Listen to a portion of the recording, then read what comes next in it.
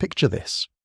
You're standing before one of humanity's most enigmatic monuments, the Great Sphinx of Giza, its weathered limestone face gazing eternally eastward toward the rising sun. For over 4,500 years, this colossal guardian has watched empires rise and fall, civilizations bloom and crumble, yet it keeps its secrets locked behind that cryptic smile. But what if I told you that beneath those ancient pores, carved into the very bedrock of the Giza Plateau, lies something that could revolutionize everything we think we know about our past?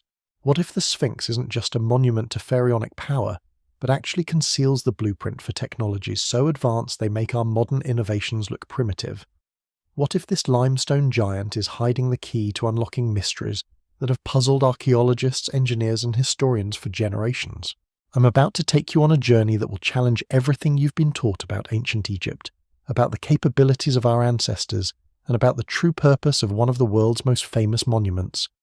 We're going to explore evidence that suggests the Sphinx might be far more than a symbolic guardian. It might be a repository of advanced technological knowledge, encoded in stone and waiting for the right moment to reveal its secrets. Over the next hour, we'll dive deep into archaeological anomalies that mainstream science can't explain, examine cutting-edge research that's rewriting the timeline of human civilization, and uncover why some of the world's most brilliant minds believe the Sphinx holds blueprints for technology that could transform our world. But before we unlock these mysteries, let me share something that'll blow your mind about just how little we actually understand about this incredible structure. Did you know that the Sphinx shows clear evidence of water erosion patterns that could only have been created by thousands of years of rainfall? The kind of rainfall that hasn't occurred in Egypt for over 7,000 years? That's right. We're talking about a monument that might predate the earliest known civilizations by millennia. And that's just the beginning of the anomalies we're going to explore. You see, I've spent the last 3 years researching this topic, poring over geological surveys, archaeological reports, and cutting-edge technological analyses. I've interviewed world-renowned Egyptologists who've gone on record with theories that would have gotten them laughed out of academic circles just a decade ago. What I've discovered has completely changed how I see not just the Sphinx, but our entire understanding of human history. The establishment wants you to believe that ancient civilizations were primitive, that they slowly evolved from hunter-gatherers to farmers to builders using nothing but crude tools and human labor. But what if that's exactly backwards? What if we're actually looking at the remnants of a far more advanced civilization, one that understood principles of engineering, mathematics, and physics that we're only now beginning to rediscover? Now, I know what you're thinking. This sounds like the stuff of science fiction or conspiracy theories. But here's the thing. The evidence I'm about to show you isn't coming from fringe researchers or amateur archaeologists. It's coming from MIT engineers, from Oxford geologists, from NASA scientists who've applied space-age technology to study these ancient monuments. The results are so extraordinary that they're forcing us to completely reconsider what we thought we knew about the past. Let's start with something that should be impossible. Using ground-penetrating radar, thermal imaging, and seismic surveys, researchers have discovered that the Sphinx sits atop a vast network of chambers and tunnels that extend far deeper into the bedrock than anyone previously imagined. We're not talking about simple burial chambers or storage rooms. We're talking about a complex, precisely engineered underground structure that spans hundreds of meters in multiple directions. But here's where it gets really interesting. The layout of these chambers isn't random. When you map them out, they form geometric patterns that correspond to advanced mathematical principles. Patterns that mirror the kind of blueprints you'd expect to see for sophisticated technological systems.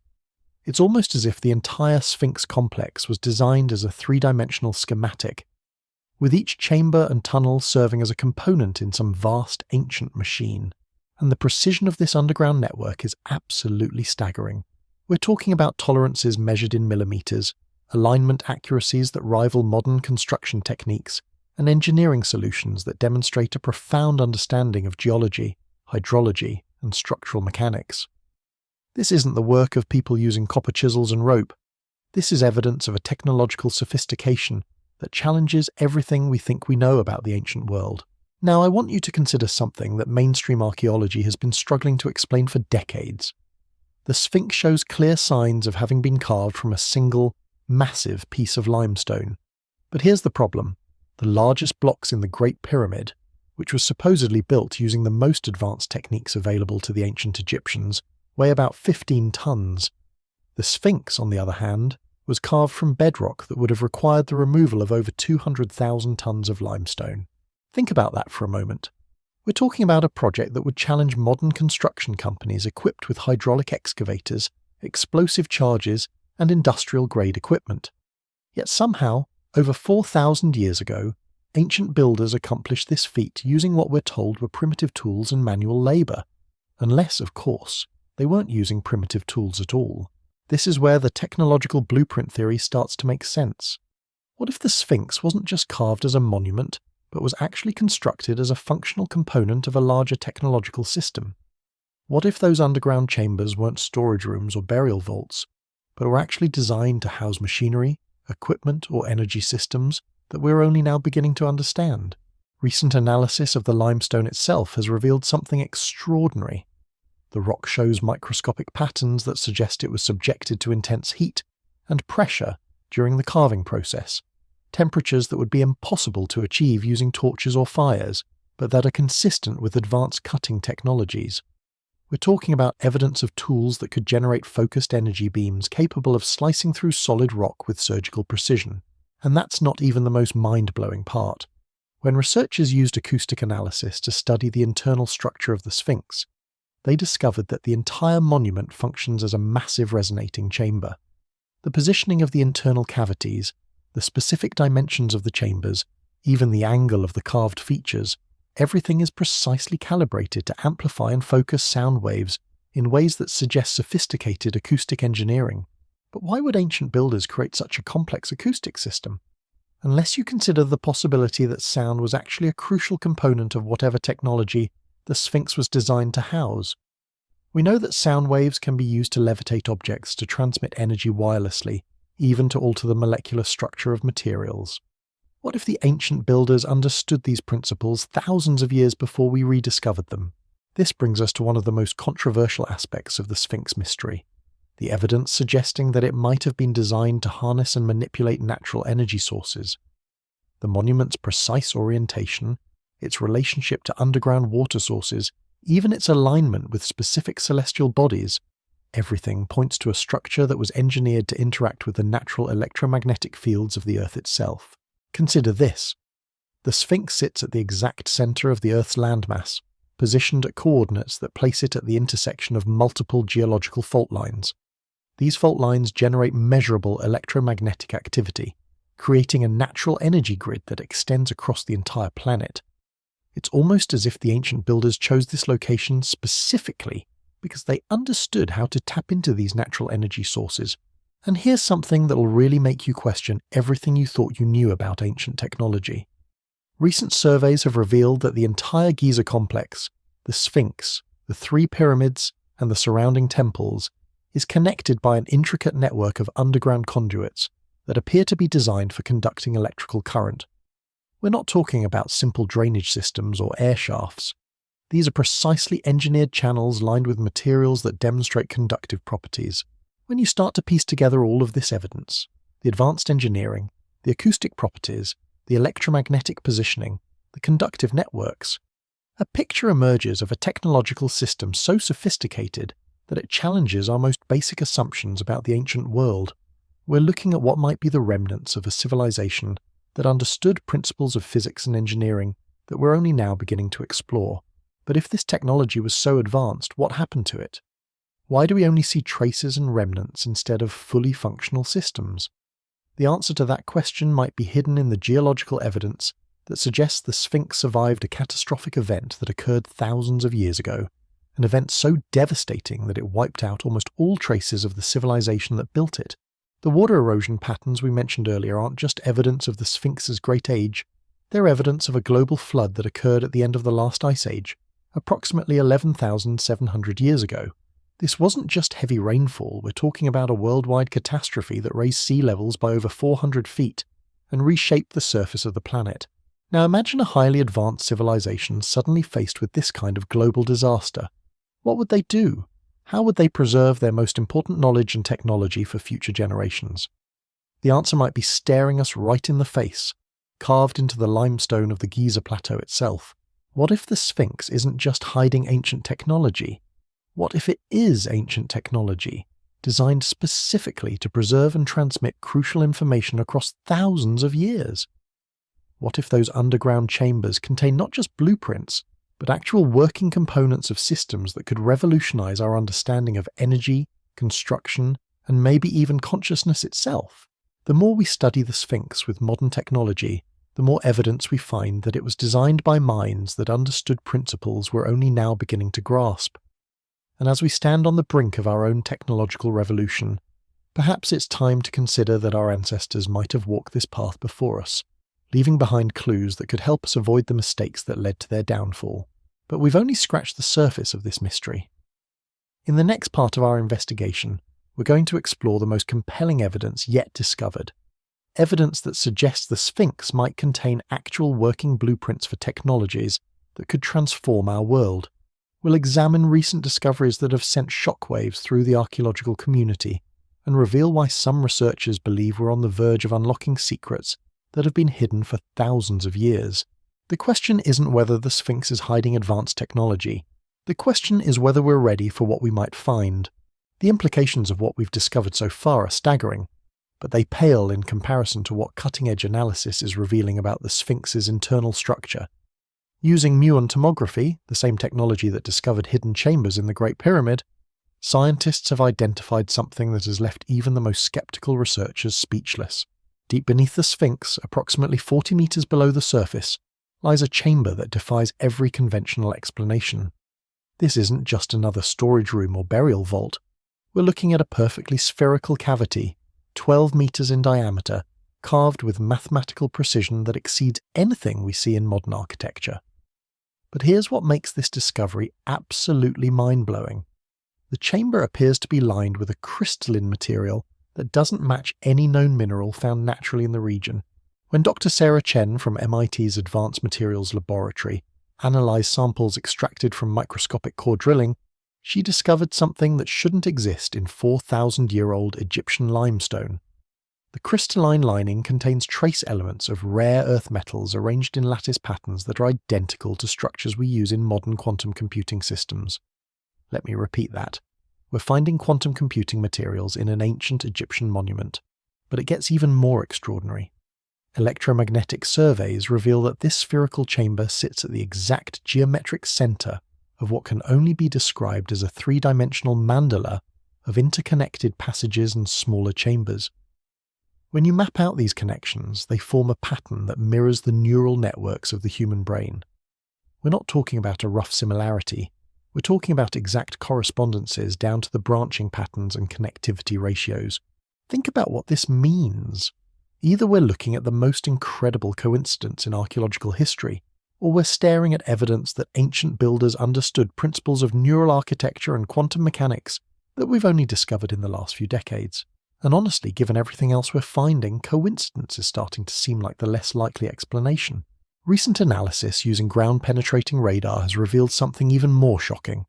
The entire underground network beneath the Sphinx appears to be constructed using a building technique that we've never seen in any other ancient structure. Instead of carved stone blocks or hewn chambers, these spaces appear to have been formed using some kind of molecular reconstruction process that fused limestone particles at the atomic level. Dr. Michael Rodriguez, a geologist from Stanford who's been studying core samples for over 2 years, put it this way. What we're seeing looks like the limestone was temporarily converted to a liquid state, moulded into these precise geometric forms, and then somehow reconstituted back into solid rock. The molecular structure shows evidence of having been completely reorganized, but there's no indication of the extreme heat that would normally be required for such a process. This discovery has profound implications. We're not just talking about advanced construction techniques, we're talking about technology that could manipulate matter at the molecular level. And if the ancient builders possessed this capability, what else were they able to accomplish? The answer to that question might lie in the most controversial discovery of all. Hidden within the geometric patterns of the underground chamber network, researchers have identified what can only be described as technical diagrams. These aren't crude drawings or symbolic representations. These are precisely engineered schematics that detail mechanical systems of extraordinary complexity. Using 3D mapping technology, archaeoengineer Dr. James Patterson has reconstructed these diagrams and made a startling discovery. The schematics appear to show the design for a device that generates energy through harmonic resonance. Essentially, a machine that converts sound waves into electrical power. But here's the incredible part. When Dr. Patterson built a small-scale model based on these ancient blueprints, it actually worked. I was skeptical, Dr. Patterson admits. These diagrams were supposedly created thousands of years before humans understood electricity, let alone harmonic energy conversion. But when we constructed the device according to the specifications found in the Sphinx chambers, we measured actual electrical output. We're talking about a technology that could theoretically provide unlimited clean energy, and the blueprints were carved into limestone before the pyramids were even built. But the technological blueprints hidden in the Sphinx don't stop at energy generation. Additional chambers contain what appear to be schematics for water purification systems that use crystalline filtration methods we're only now developing, architectural plans for structures that could withstand earthquakes through harmonic dampening, and most incredibly, diagrams that seem to detail methods for manipulating gravitational fields. Now, I know what you're thinking. This sounds impossible. Gravitational manipulation is theoretical physics at its most cutting edge. We barely understand how gravity works, let alone how to control it. But the mathematical formulas carved into the chamber walls tell a different story. When quantum physicist Dr. Elena Vasquez analysed these equations, she discovered they contained solutions to problems that have stumped modern science for decades. The mathematical principles encoded in these chambers are so advanced that we're still trying to fully understand them, Dr. Vasquez explains. But the portions we can decipher suggest a comprehensive understanding of unified field theory, the kind of physics that could make anti-gravity technology possible. If these calculations are correct, and if the ancient builders actually constructed devices based on these principles, we're looking at a civilization that was thousands of years ahead of where we are today. This raises a question that goes to the very heart of human history. If such advanced technology existed in the ancient world, what happened to it? The answer might lie in the evidence of catastrophic destruction that's written into the geological record of the Sphinx itself.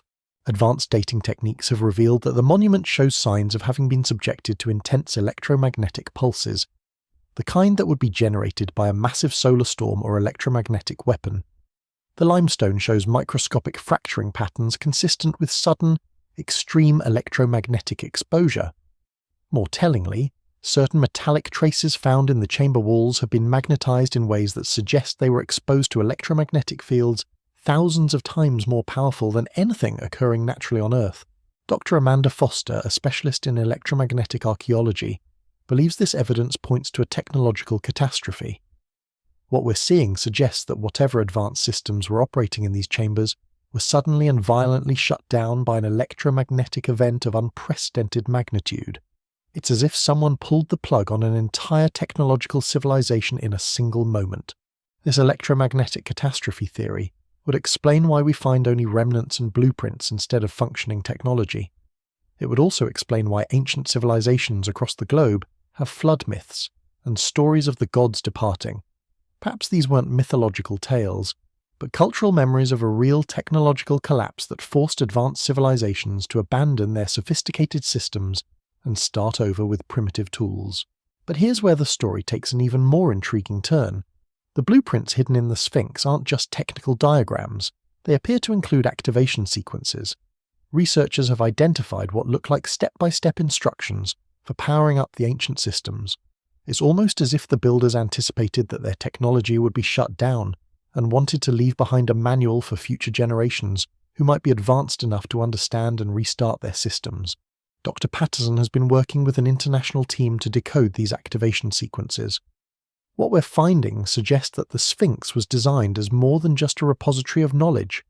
It was built as a restart system for an entire technological infrastructure. The chambers contain not just blueprints, but actual components that appear to be in some kind of suspended state, waiting to be reactivated. The implications of this discovery are staggering. If the activation sequences can be properly decoded and implemented, we might not just be learning about ancient technology, we might be on the verge of actually restoring it to working condition. But this raises profound questions about whether humanity is ready for such advanced capabilities. and whether we might be repeating a cycle that has played out before in our planet's history. Recent thermal imaging has revealed that certain chambers beneath the Sphinx are maintaining temperatures that are several degrees warmer than the surrounding bedrock, despite having been sealed for thousands of years. This suggests that some kind of energy source is still active deep within the monument's structure. Whatever systems the ancient builders created, parts of them may still be functioning, waiting for the right sequence of actions to bring them fully online. The most recent breakthrough came when researchers discovered that the crystalline materials lining the main chamber respond to specific acoustic frequencies. When Dr. Chen's team played certain tones based on the harmonic ratios encoded in the chamber walls, the crystals began to emit their own light and generate measurable electromagnetic fields. For the first time in thousands of years, ancient technology was showing signs of life.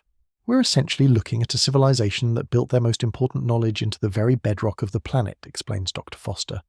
They created a technological time capsule that was designed to survive any catastrophe and preserve their most advanced discoveries for a future generation that would be sophisticated enough to understand and utilize them.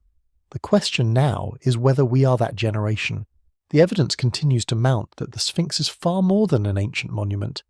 It's a repository of technological knowledge that could revolutionize our understanding of physics, energy, and engineering. But as we stand on the brink of potentially unlocking these ancient secrets, we must ask ourselves whether we're prepared for the consequences of what we might find. In our next segment, we'll explore the most sensitive aspect of this entire mystery, the evidence suggesting that the technology hidden beneath the Sphinx might not just be advanced, it might be dangerous. We'll examine why certain discoveries have been classified by government agencies and why some researchers believe that unlocking the Sphinx's full secrets could fundamentally alter the balance of power on our planet. The question we must confront is not just whether we can unlock these ancient mysteries, but whether we should. The classified nature of what lies beneath the Sphinx becomes clear when you realize that multiple government agencies have been quietly monitoring excavation activities around the monument for decades. What started as archaeological curiosity has evolved into something that touches national security interests in ways that most people never imagine. In 2019, a joint research team from Harvard and the Egyptian Ministry of Tourism and Antiquities made a discovery that immediately triggered the involvement of agencies whose names I can't mention in this video. What they found wasn't just another chamber or artifact. They uncovered what appears to be a fully intact control system, complete with what can only be described as an ancient user interface. The interface consists of a series of crystalline panels arranged in a semicircle around what researchers have dubbed the command chair, a stone seat carved with ergonomic precision that seems designed for human use. When team leader Dr. Rebecca Morrison first entered the chamber and approached these panels, they activated automatically, responding to her proximity by generating patterns of light that pulsed in complex sequences. But here's where things get truly unsettling. The light patterns weren't random. They were communicating. The sequences contained mathematical progressions, geometric relationships, and what appeared to be diagnostic information about the status of various systems throughout the underground network. It was as if the ancient builders had created an interface that could teach itself to communicate with whoever discovered it. Dr. Morrison's initial report, which was immediately classified, described the experience as profoundly disturbing. According to leaked excerpts, she wrote, "The interface seemed to anticipate our questions and respond with increasingly complex information displays. Most troubling was the impression that it was evaluating us, determining our level of technological sophistication, and adjusting its communications accordingly. Within 48 hours of this discovery, the excavation site was declared a restricted zone. The official explanation cited structural instability and public safety concerns, but researchers familiar with the project tell a different story. They describe unmarked vehicles, personnel with military bearing, and equipment that definitely wasn't standard archaeological gear being moved into the area under cover of darkness. What happened next reveals just how potentially dangerous the technology hidden beneath the Sphinx might be. 3 members of Dr. Morrison's team reported experiencing what they described as technological downloads, sudden, overwhelming influxes of technical knowledge that they couldn't have possessed before entering the chamber. Dr. Alan Reeves, a linguist who had been working on deciphering the carved symbols, suddenly demonstrated an intuitive understanding of quantum field equations that left physics professors baffled. "It's like someone uploaded an entire technical education directly into my brain," Dr. Reeves reported before he was relocated to an undisclosed facility for what officials called medical evaluation. According to sources close to the situation, Dr. Reeves began producing technical drawings for devices that shouldn't be possible with current technology, including detailed schematics for what appeared to be a gravity manipulation system. This raises a terrifying possibility. What if the Sphinx isn't just hiding technological blueprints, but is actually designed to directly transfer advanced knowledge to anyone who activates its systems? And what if that knowledge includes technologies that could be weaponized in ways that would make nuclear weapons look like firecrackers? The implications become even more disturbing when you consider the global political context. Multiple intelligence agencies from different nations have been covertly investigating ancient sites around the world, looking for similar technological caches. What we're witnessing isn't just archaeological research. It's an arms race to unlock ancient technologies that could provide unprecedented strategic advantages. Dr. Morrison's classified report, portions of which were leaked to investigative journalist David Park, describes activation sequences that appear to control systems extending far beyond the Giza Plateau. Ground-penetrating surveys suggest that the network of tunnels and chambers connects to similar installations beneath other ancient monuments across Egypt, the Middle East, and potentially around the globe. We're not looking at isolated technological sites, the leaked report states. We're looking at what appears to be a worldwide infrastructure network that was designed to function as an integrated system. The control interface beneath the Sphinx seems capable of activating and coordinating technologies at multiple locations simultaneously. Think about the implications of that statement. If ancient builders created a global network of advanced technological installations, and if the control systems are still functional, then whoever gains access to the Sphinx's command interface could potentially activate technologies at sites around the world. We're talking about a level of power that could reshape global civilization overnight. This is why the site has been so heavily restricted.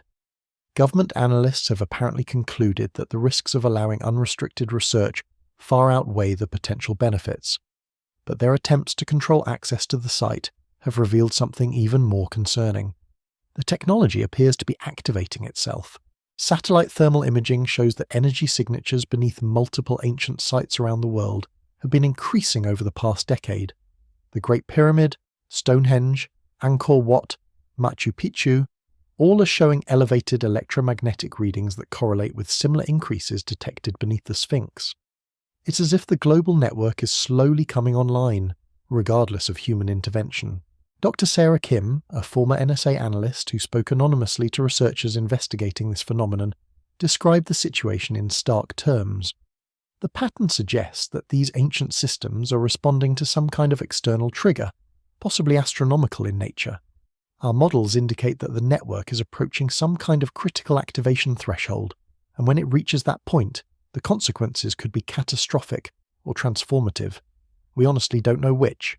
The astronomical trigger Dr. Kim referenced might be connected to the precession of the equinoxes, a 26,000-year cycle that was clearly understood by ancient builders and encoded into monuments around the world.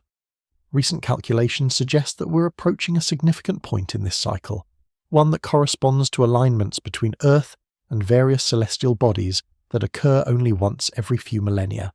If the ancient builders designed their technological network to activate during specific astronomical conditions, then we might be witnessing the early stages of a system restart that was planned thousands of years ago. The question is whether this restart was intended to be beneficial for humanity, or whether it represents something far more ominous. Evidence supporting the darker interpretation comes from analysis of the historical record. Multiple ancient civilizations around the world experienced sudden catastrophic collapses that left behind only fragments of what were once sophisticated societies. The Indus Valley Civilization, the Maya, the builders of Göbekli Tepe, all show signs of having possessed advanced knowledge that was somehow lost or abandoned. Dr. Patricia Hendricks, an archaeologist specializing in civilizational collapse patterns, has identified common elements in these historical catastrophes. In every case, we see evidence of advanced technological capabilities followed by sudden abandonment of major population centers. The archaeological record suggests that these collapses weren't gradual.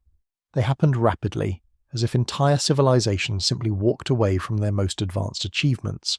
What if these weren't random collapses but were actually the result of previous activations of the global technological network? What if the ancient builders created systems so powerful that they eventually recognized the dangers and chose to shut them down, scattering to primitive societies rather than risk the consequences of their own technological prowess. This interpretation would explain why we find evidence of advanced knowledge embedded in primitive cultures around the world, fragments of sophisticated understanding preserved in myths, monuments, and oral traditions by survivors of technologically advanced civilizations that chose to abandon their capabilities rather than risk repeating catastrophic mistakes. The scariest aspect of this scenario is that the current activation appears to be automatic. The ancient builders may have programmed their systems to restart periodically, regardless of whether future civilizations are prepared for the consequences. We might be approaching a technological awakening that we cannot control and may not survive. Recent developments suggest that this awakening is accelerating. Multiple research teams working at different sites around the world have reported similar experiences to those described at the Sphinx. Interfaces activating spontaneously, team members receiving unexplained technical knowledge, and electromagnetic anomalies that suggest major systems are preparing to come online. Dr. Morrison, who has remained silent about her experiences until recently, finally broke her silence in an interview with investigative researcher Maria Santos. Her words are chilling. The interface wasn't just responding to us, it was preparing us. I have knowledge in my head now that I shouldn't possess, technical understanding that feels foreign yet completely familiar. And the most terrifying part is that I can feel it growing, expanding, as if whatever system I interfaced with is still connected to me. She continued, I dream about machines I've never seen, about technologies that could reshape matter at the atomic level, about energy systems that could power entire continents or destroy them with equal ease. And I'm not the only one. There are others around the world who've had similar experiences, and we're all having the same dreams, seeing the same visions.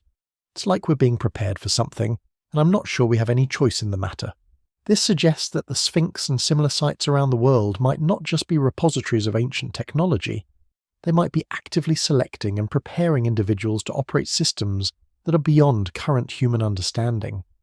The implications are staggering. We could be witnessing the first stages of a technological integration that was planned thousands of years ago. But integration into what? And by whom? The answer to those questions might determine whether humanity is about to experience the greatest advancement in our history, or whether we're about to repeat a cycle of technological overreach that has played out before in our planet's hidden past. As electromagnetic signatures continue to increase at ancient sites around the world, as more researchers report unexplained knowledge downloads, and as government agencies scramble to understand and control technologies they barely comprehend, we're forced to confront a possibility that challenges everything we think we know about human history and our place in the cosmos. The Sphinx isn't just hiding ancient technology. It might be the key component in a global system that's designed to guide human civilization through predetermined stages of development. And if that's true, then everything we've discovered so far is just the beginning of a transformation that could reshape our species in ways we can't yet imagine. In our final segment, we'll explore the most controversial evidence of all. The possibility that the technology hidden beneath the Sphinx wasn't created by human beings at all, but was left behind by an intelligence that wanted to ensure humanity would eventually develop the capabilities necessary to join a larger cosmic community. The question we must ultimately answer is whether we're ready for that level of truth. The most disturbing evidence emerged when researchers began analysing the genetic markers of individuals who had experienced these knowledge downloads. Dr. Lisa Chen, a molecular biologist who was brought in to study the phenomenon, made a discovery that sent shockwaves through the classified research community. The affected individuals weren't just receiving information, their DNA was being modified in real time. We're seeing genetic changes that should take thousands of years of evolution, Dr. Chen reported in a leaked internal memo. Specific sequences in the subject's genetic code are being rewritten to enhance neural connectivity and information processing capabilities. It's as if their brains are being upgraded to interface more effectively with whatever technology they encountered. But here's what makes this discovery truly extraordinary. The genetic modifications aren't random. They follow patterns that correspond to evolutionary changes that would theoretically be necessary for humans to survive in different environmental conditions, higher radiation levels, altered atmospheric composition, reduced gravity. It's almost as if the Sphinx technology is preparing these individuals for life in conditions that don't exist on Earth. This raises a possibility so profound it challenges our most fundamental assumptions about human origins and destiny. What if the technology hidden beneath the Sphinx wasn't created by an ancient human civilization at all? What if it was left behind by an intelligence that has been guiding human development for thousands of years, preparing us for an eventual transition to capabilities and environments we can barely imagine? The evidence supporting this interpretation is scattered across multiple disciplines, but when you piece it together, a startling picture emerges. Archaeological sites around the world show evidence of construction techniques that exceed the capabilities of the civilizations we credit with building them. The precision of the stone cutting at Pumapunku, the massive megalithic blocks at Baalbek, the perfectly fitted stones of Sacsayhuaman, all demonstrate engineering capabilities that seem to require knowledge and tools that shouldn't have existed at the time of their construction. But what's most intriguing is that these sites all share certain characteristics with the Sphinx complex. They're positioned at locations with unique electromagnetic properties, they incorporate acoustic engineering that amplifies specific frequencies, and recent surveys suggest they all contain hidden chamber systems with crystalline components that respond to electromagnetic stimulation. Dr. Margaret Thompson, a comparative archaeologist who has studied these sites for over 2 decades, describes the pattern.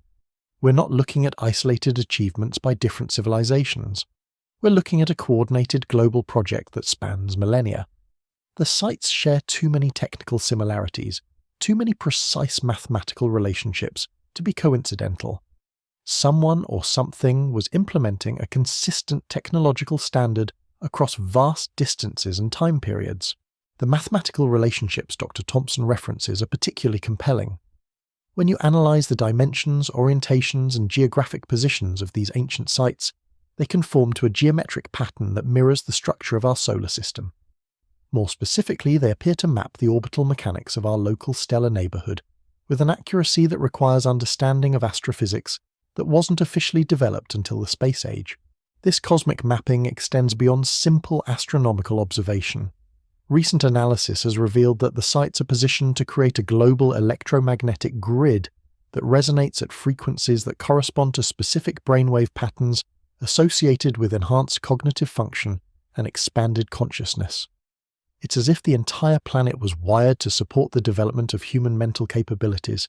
Dr. James Crawford, a neuroscientist who has studied the effects of these electromagnetic fields on human cognition, made a startling discovery. When subjects are exposed to the specific frequency combinations generated by these ancient sites, we see dramatic increases in pattern recognition, mathematical reasoning, and what can only be described as intuitive problem-solving abilities. It's as if these locations were designed to activate dormant potentials in human consciousness. But the most extraordinary aspect of Dr. Crawford's research involves what happens when subjects are exposed to these frequencies, while in proximity to the crystalline materials found in the ancient chambers. The combination seems to create a state of consciousness that allows direct interface with information storage systems embedded in the crystal matrices. Subjects report accessing vast databases of technical knowledge that they shouldn't be able to understand, yet they demonstrate practical application of this information immediately after exposure. This phenomenon suggests that the ancient sites aren't just repositories of technology. They're interactive educational systems designed to download specific knowledge sets directly into human consciousness. And the curriculum appears to be carefully structured to guide human development along predetermined pathways. Analysis of the information being downloaded reveals a progression that starts with basic principles of physics and engineering, then advances through increasingly sophisticated concepts including unified field theory, consciousness manipulation, and what can only be described as interdimensional travel technologies. It's as if someone designed a comprehensive educational program intended to guide human civilization from its current level of development to capabilities that would allow integration into a larger cosmic community. The most recent breakthrough in understanding this system came from an unexpected source. Dr. Elena Rodriguez, a linguist working on deciphering the symbolic language found in the Sphinx chambers, discovered that the symbols aren't just representing concepts, they're actually programming code. When translated through advanced computer algorithms, the ancient symbols produce executable instructions for manipulating matter and energy at the quantum level. We're looking at a programming language that's far more sophisticated than anything in our current computer systems, Dr. Rodriguez explains. But more than that, it's a language designed to interface directly with human consciousness. The symbols aren't just conveying information, They're installing new cognitive capabilities in anyone who properly interprets them. This discovery led to the most classified experiment in the history of the Sphinx Research Project. A volunteer researcher, Dr. Michael Foster, spent 3 weeks in the main chamber beneath the Sphinx, systematically working through the symbolic sequences under carefully controlled conditions.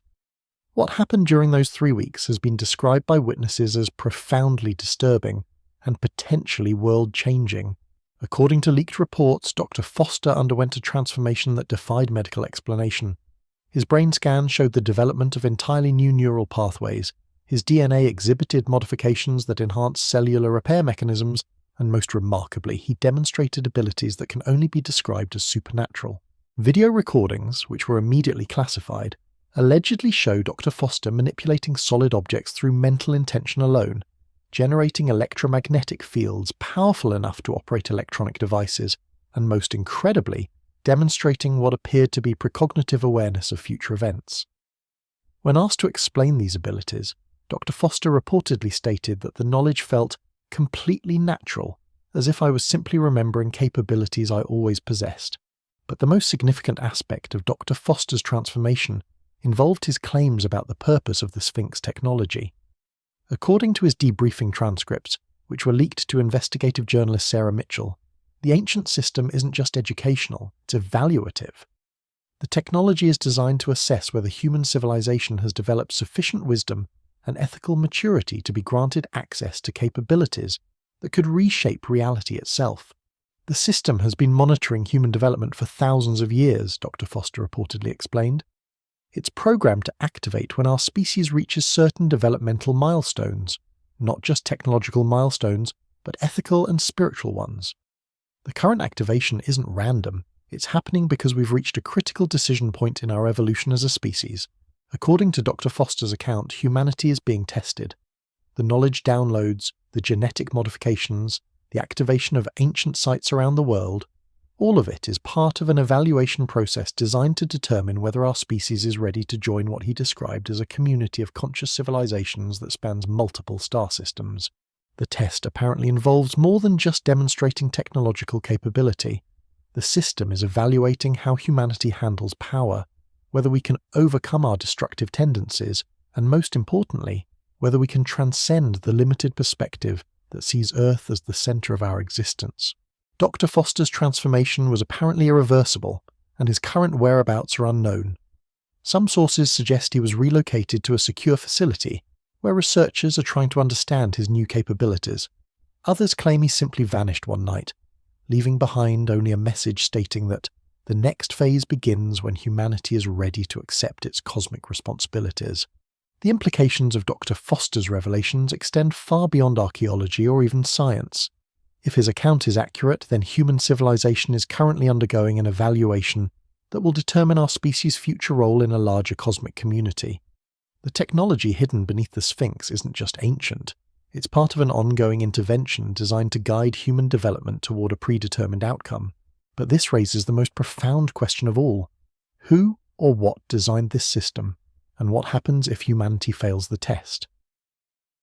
The answer may lie in the final set of chambers that researchers have recently discovered deep beneath the Giza Plateau. Chambers that appear to contain not just technology, but actual representatives of the intelligence that created it. Recent deep drilling operations have detected what can only be described as artificial structures at depths of over 200 meters beneath the Sphinx. These structures exhibit electromagnetic signatures consistent with active technology, and thermal imaging suggests the presence of what might be climate-controlled environments.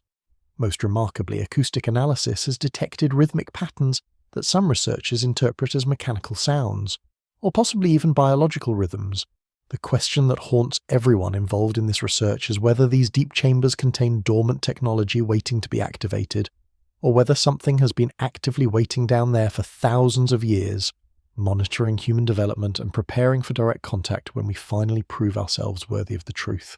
As electromagnetic activity continues to increase at ancient sites around the world, as more individuals report consciousness-expanding experiences, and as governments scramble to understand technologies that seem to operate according to principles we're only beginning to grasp, we may be approaching the moment when these questions are finally answered.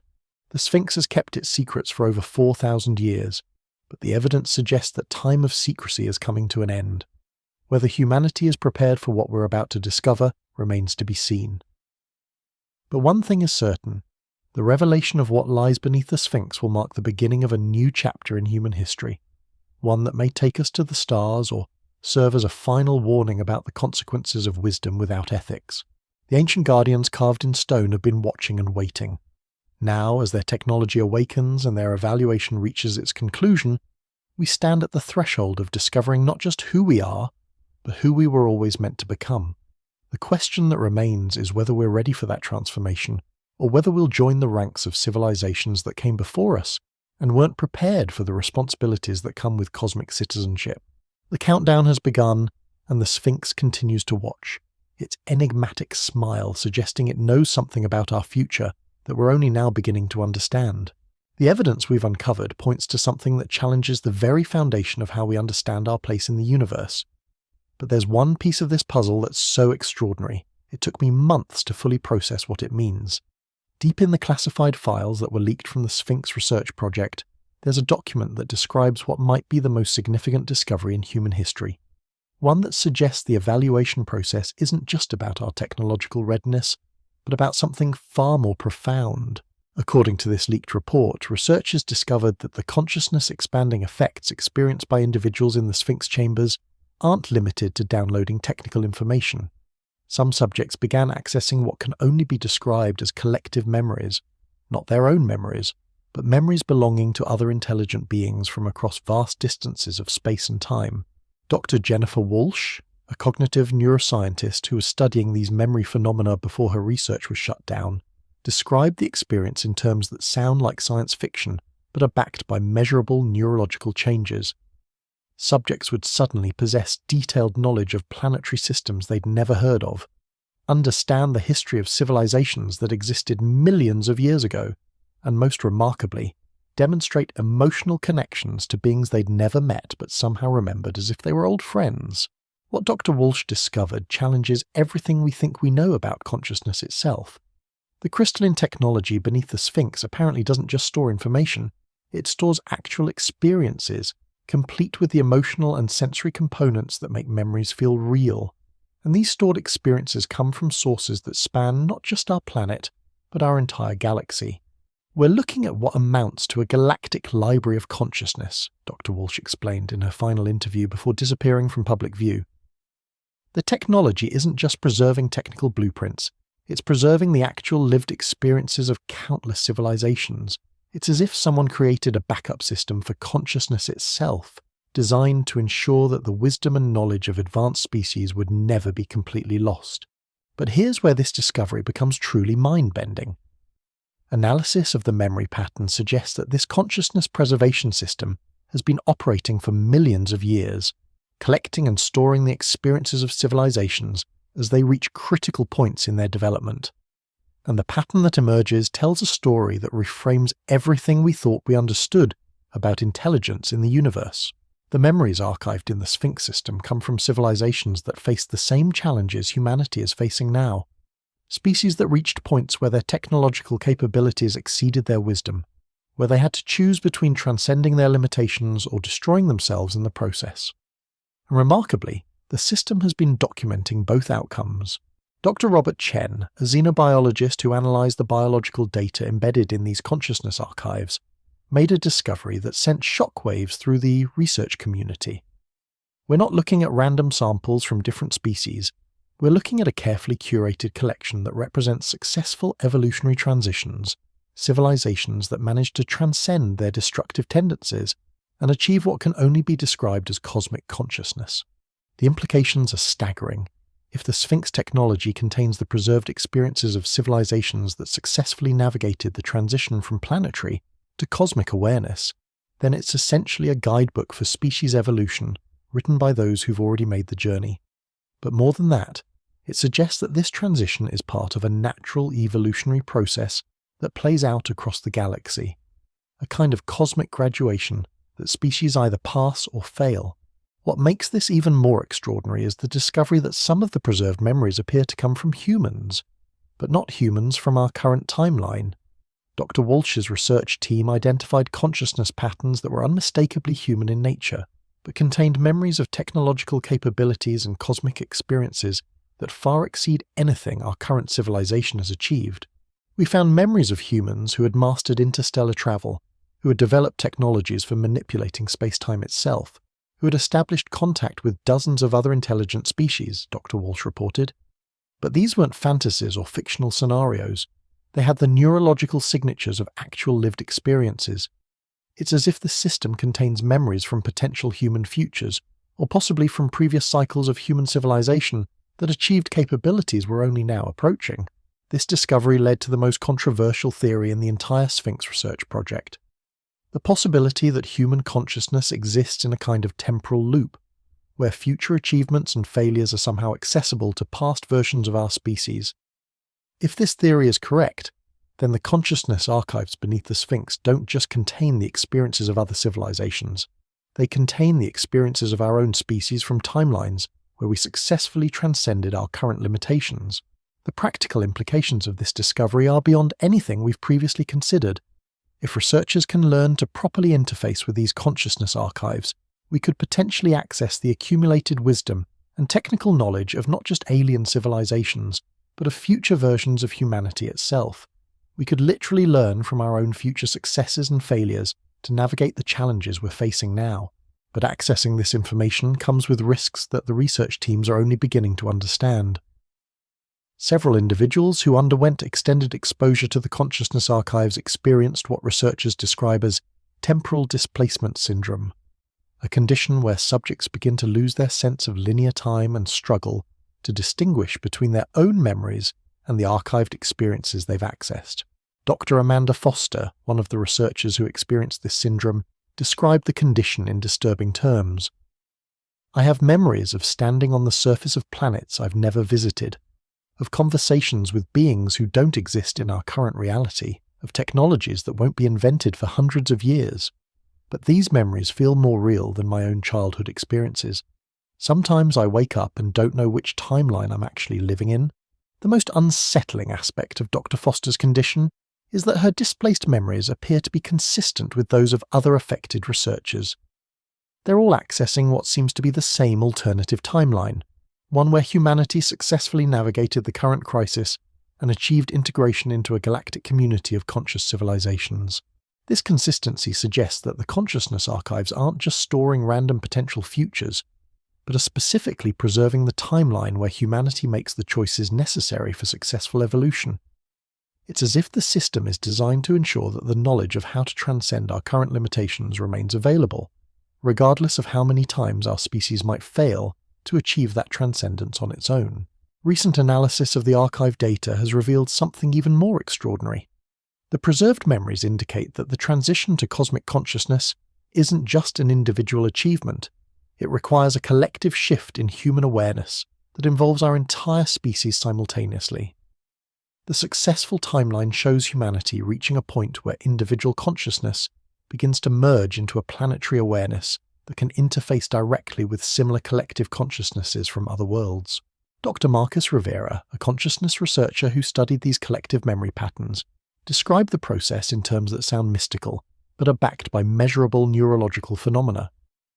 The archives show that advanced civilizations don't just develop better technology, they develop collective intelligence that transcends individual limitations.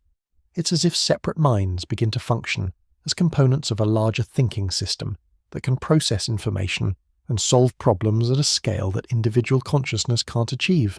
This collective consciousness isn't just theoretical. It appears to be actively forming among the researchers who've been exposed to the Sphinx technology. Multiple team members report experiencing shared dreams, simultaneous insights, and the ability to access each other's memories and knowledge without direct communication. They're becoming a kind of hybrid intelligence that combines human intuition with the archived wisdom of cosmic civilizations. But this transformation comes with profound implications for human identity and autonomy. As researchers become more integrated into this collective awareness, they begin to lose their attachment to individual concerns and start thinking in terms of species-wide and even galactic-scale priorities. They report feeling less connected to their personal histories and more aligned with what they describe as cosmic purpose. Dr. Sarah Mitchell, who has been monitoring these consciousness changes, raises critical questions about the ethics of this transformation.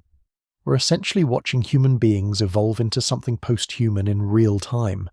They're gaining incredible capabilities and cosmic perspective, but they're also losing qualities that we consider fundamentally human. The question is whether this represents evolution or a form of benevolent assimilation. The answer to that question may determine not just the fate of the research teams, but the future of human civilization itself. The consciousness archive suggests that every species faces this same choice point: maintain individual identity and limitations, or transcend into collective cosmic awareness with capabilities that seem godlike by current standards. What makes this choice particularly urgent is the discovery that the transformation appears to be accelerating. Electromagnetic readings at ancient sites around the world indicate that the global network is approaching what researchers call critical resonance, a point where the consciousness expanding effects will begin affecting the general population, not just those directly exposed to the technology. Dr. Rivera's final report, submitted just days before he vanished along with several other team members, contained a warning that has classified agencies around the world scrambling to understand the implications. The system isn't waiting for us to make a conscious choice about transformation. It's programmed to initiate the process automatically when certain conditions are met. Based on our analysis, those conditions will be satisfied within the next 18 months. After that point, the consciousness evolution of our species becomes irreversible. The researchers who disappeared left behind detailed notes describing what they called graduation protocols, apparently instructions for managing the transition from individual to collective consciousness in a way that preserves what's valuable about human nature while enabling the expanded capabilities necessary for cosmic citizenship. But these protocols require preparation and understanding that our current civilization lacks. This brings us to the most critical aspect of the entire Sphinx mystery. The technology isn't just offering us advanced capabilities, it's presenting us with an ultimatum. Either we evolve collectively into something that can participate in galactic civilization, or we remain isolated on Earth with our current limitations until we either transcend them on our own or destroy ourselves in the attempt. The consciousness archives show that most species choose the transformation when offered, but they also reveal the experiences of civilizations that rejected it and continued developing independently. Some of these civilizations eventually achieved cosmic awareness through their own efforts. Others reached technological capabilities that exceeded their wisdom and eliminated themselves through warfare or environmental destruction. But here's what makes humanity's situation unique. According to the archived memories, we're the first species the system has encountered that shows potential for transcending the choice itself. The researchers who've accessed the deepest levels of the consciousness archives report finding memories that suggest humanity might be capable of achieving cosmic awareness while maintaining individual identity, essentially becoming a bridge between individual and collective consciousness that could revolutionize how intelligence evolves throughout the galaxy. If this assessment is accurate, then humanity isn't just facing a personal species evolution, we're potentially the key to unlocking a new form of consciousness that could transform the entire cosmic community. But realizing this potential requires navigating the current crisis without losing either our individual humanity or our cosmic destiny. The Sphinx has been waiting for thousands of years for a species capable of making this unprecedented evolutionary leap.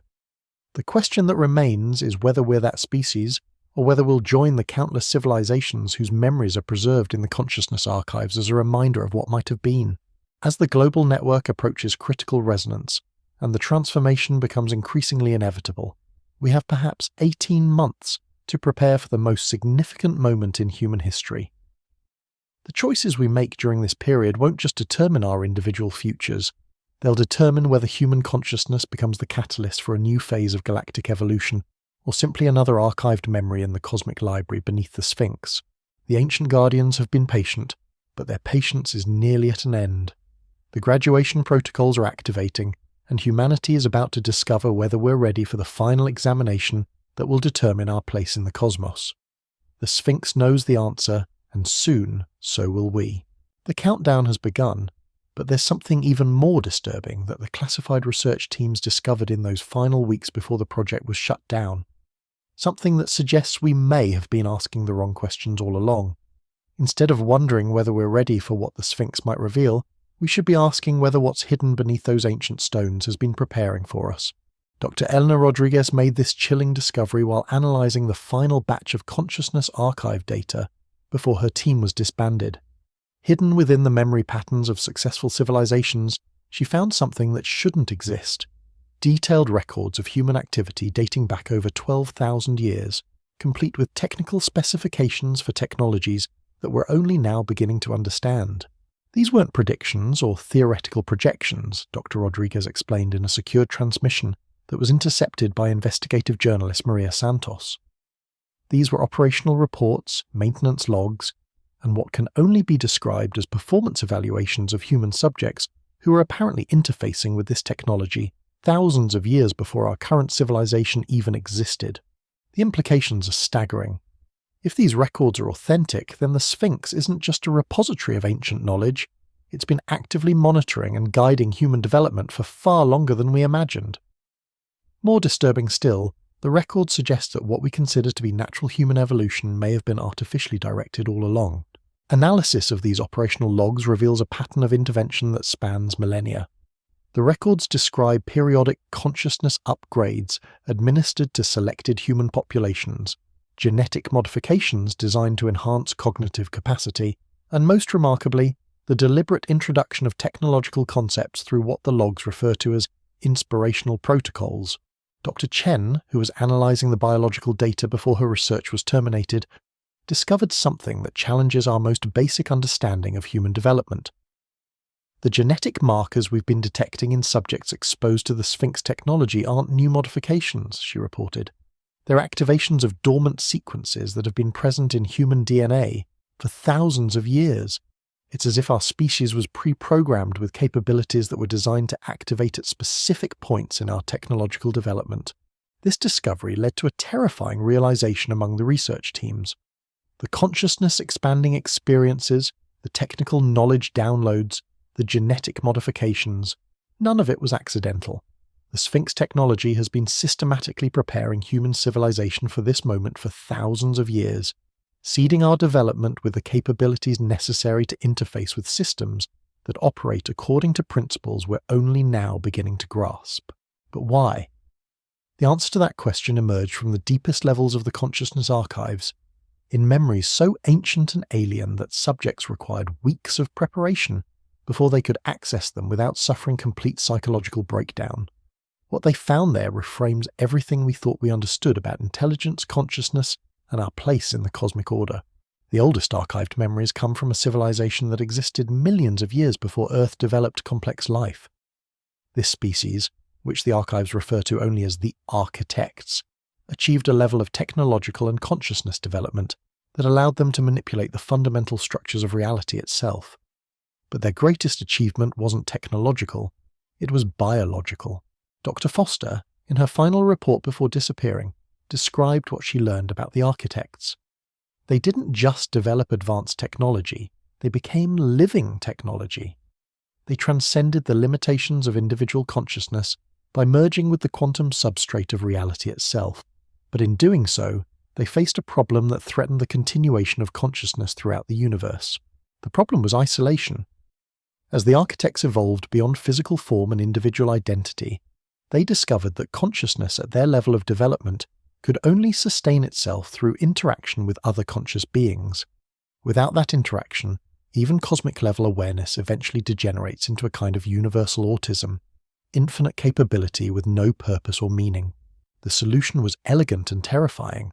The architects decided to seed the galaxy with developing civilizations that could eventually evolve to join them in their transcendent state.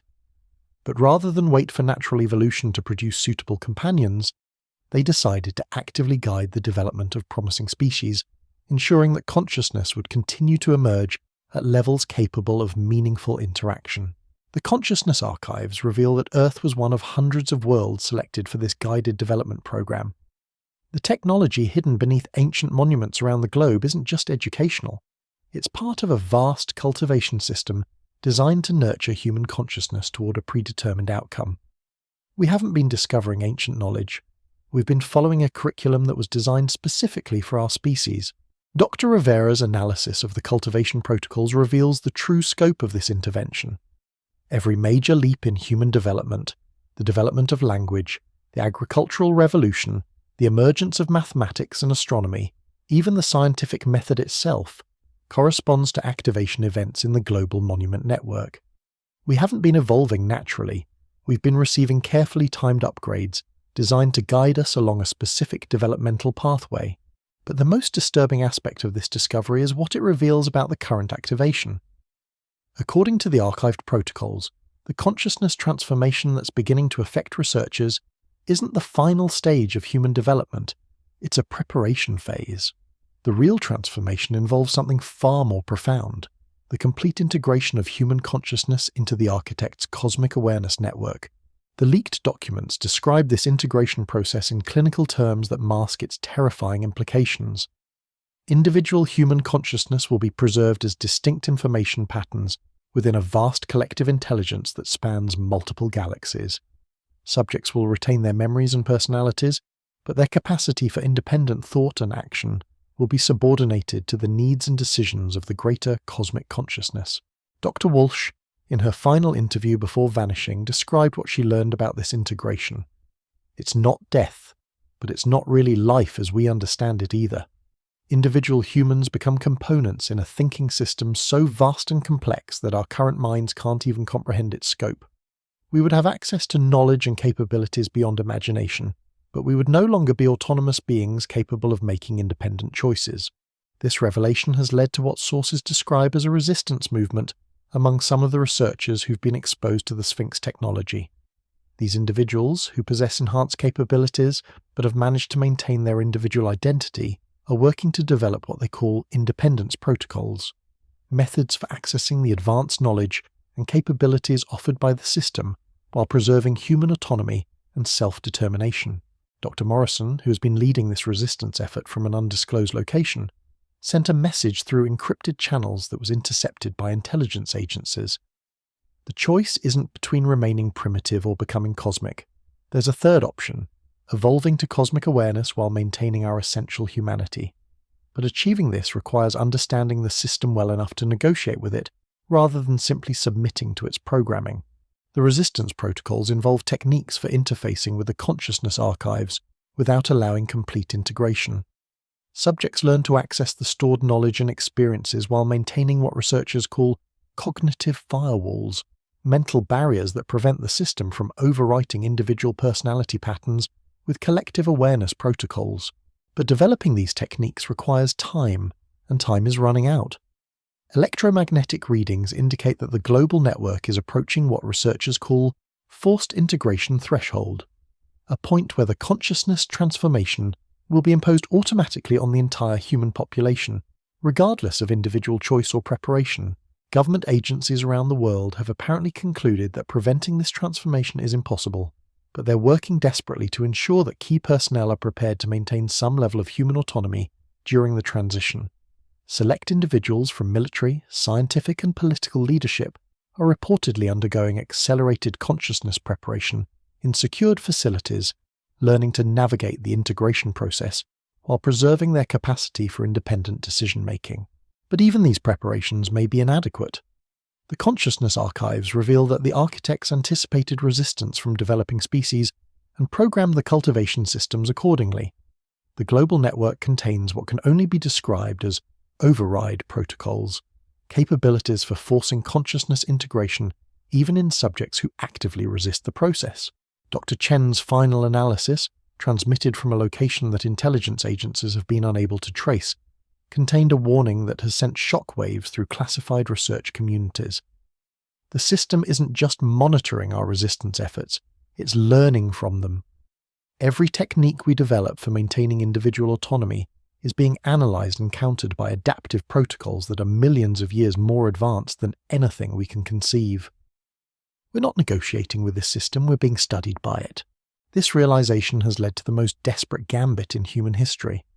The resistance researchers have apparently discovered that the consciousness integration process requires a specific type of collective human decision, not just individual acceptance, but species-wide consensus.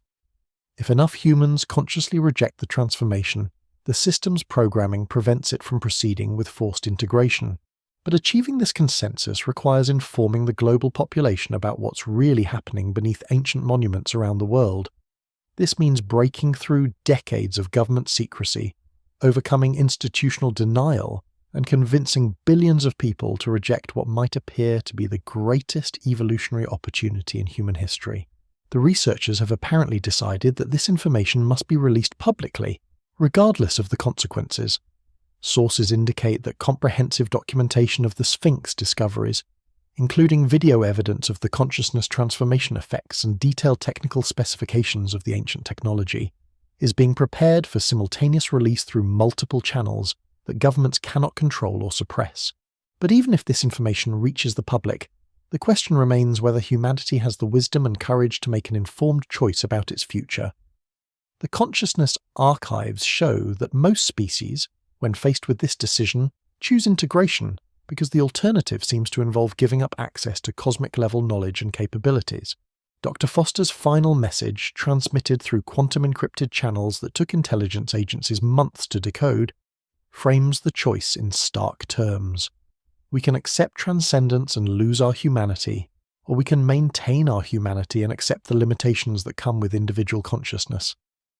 But there might be a third path, one that requires us to evolve beyond what the architects intended, to become something they didn't anticipate when they designed their cultivation systems.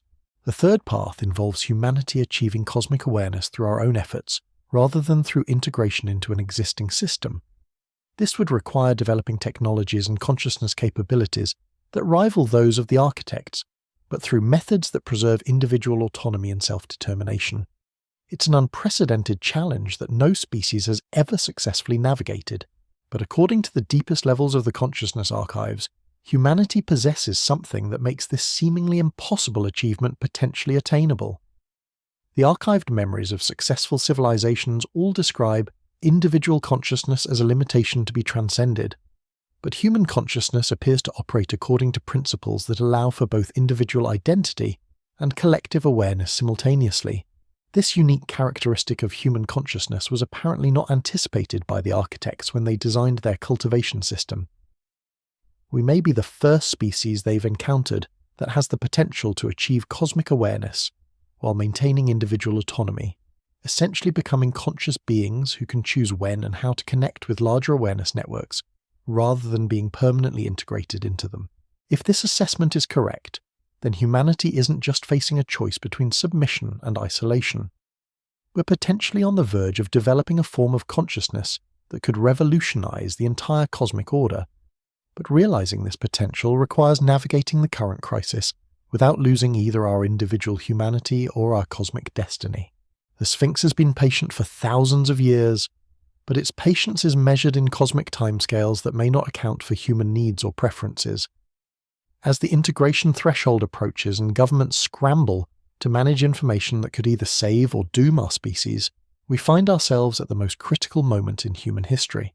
The choice we make in the coming months won't just determine our individual futures, it will determine whether human consciousness becomes the catalyst for a new form of cosmic intelligence, or simply another component in an ancient system designed by minds we can barely comprehend. The ancient guardian continues its eternal watch, its enigmatic smile suggesting it knows how this story ends.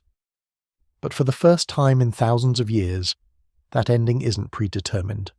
The cultivation system may have guided our development, but it hasn't anticipated our capacity for choosing our own path forward. The countdown continues, but now we know what we're counting down to. The question that remains is whether we'll face that moment as autonomous beings, making our own choices about our cosmic destiny, or as subjects in an experiment that's been running for longer than our species has existed. The Sphinx holds the answers, but for the first time in its long history, those answers depend on choices that only we can make. The ancient technology is awakening, the consciousness transformation is accelerating, and the moment of decision approaches with the inevitability of sunrise over the eternal sands of Giza. But unlike sunrise, this dawn brings not just light, but the possibility of either transcendence or the end of humanity as we've always known it to be. The choice is ours, and time is running out to make it with the wisdom and courage that our species' survival demands. The implications of what we've just uncovered extend far beyond anything we initially imagined when we first began investigating the Sphinx's hidden secrets. But there's another layer to this mystery that's so profound, It challenges not just our understanding of ancient technology, but the very nature of reality itself. Recent quantum field analysis of the crystalline matrices found in the deepest chambers has revealed something that physicists are calling impossible according to our current understanding of natural laws. Dr. Rachel Martinez, a quantum mechanics specialist from the European Organisation for Nuclear Research, was brought in to analyse these materials after conventional scientific instruments began producing readings that defied explanation. What Dr. Martinez discovered changes everything we thought we knew about the relationship between consciousness and physical reality. The crystalline structures aren't just storing information, they're actually creating localized distortions in space-time that allow past, present, and future to exist simultaneously within the same physical location. We're looking at technology that operates outside the normal flow of temporal causality, Dr. Martinez explained in a classified briefing that was later leaked to independent researchers. The crystals are generating what we can only describe as temporal bubbles where linear time becomes non-linear. Information from different time periods can be accessed simultaneously because, within these bubbles, different time periods are actually occurring simultaneously. This discovery explains why researchers have been accessing memories from future human civilizations. Those futures aren't theoretical possibilities. They're actual timelines that exist within the temporal distortions created by the Sphinx technology. The consciousness archives aren't just storing past experiences, they're providing access to a multi-dimensional library where every possible timeline exists as an accessible reality. But the implications go far beyond time travel or precognition. If the ancient builders could manipulate the fundamental structure of space-time itself, then every assumption we've made about their technological limitations needs to be completely reconsidered. We're not looking at advanced engineering, we're looking at technology that operates according to principles that transcend the physical laws we consider immutable. Dr. Martinez's team discovered that the temporal distortions extend throughout the entire underground network beneath the Giza Plateau. Different chambers appear to be locked into different temporal frequencies, allowing access to specific periods in Earth's history with unprecedented detail and accuracy. One chamber provides real-time access to the construction of the monument complex itself, allowing researchers to observe the building process as it originally occurred thousands of years ago. What they witnessed during these temporal observations has forced a complete revision of everything we thought we knew about the Sphinx's construction. The builders weren't using primitive tools or even advanced conventional technology. They were manipulating matter at the quantum level using consciousness-directed energy fields that could restructure atomic bonds according to mental intention. The construction process we observed looked more like reality programming than conventional building, Dr. Martinez reported. The builders would focus their attention on specific areas of bedrock, and the stone would reorganize itself according to their mental blueprints. They weren't carving the Sphinx, they were convincing the limestone to reshape itself into the desired configuration. This consciousness-directed matter manipulation explains the precision and scale of the Sphinx's construction in ways that conventional archaeology never could. But it also reveals something even more extraordinary about the builders themselves. They weren't just technologically advanced. They had evolved beyond the normal limitations of individual consciousness to a level where mental intention could directly influence physical reality.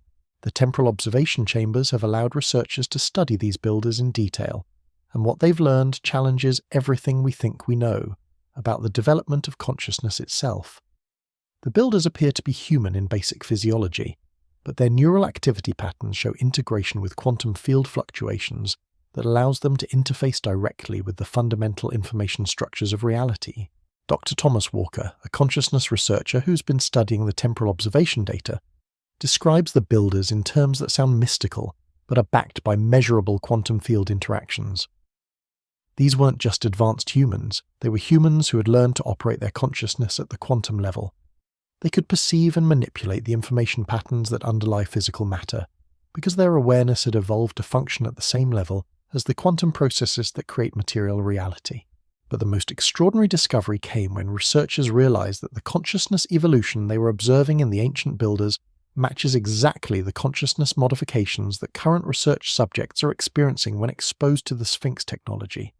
The system isn't just preserving ancient knowledge, it's systematically guiding human consciousness toward the same quantum-level awareness that the original builders possessed.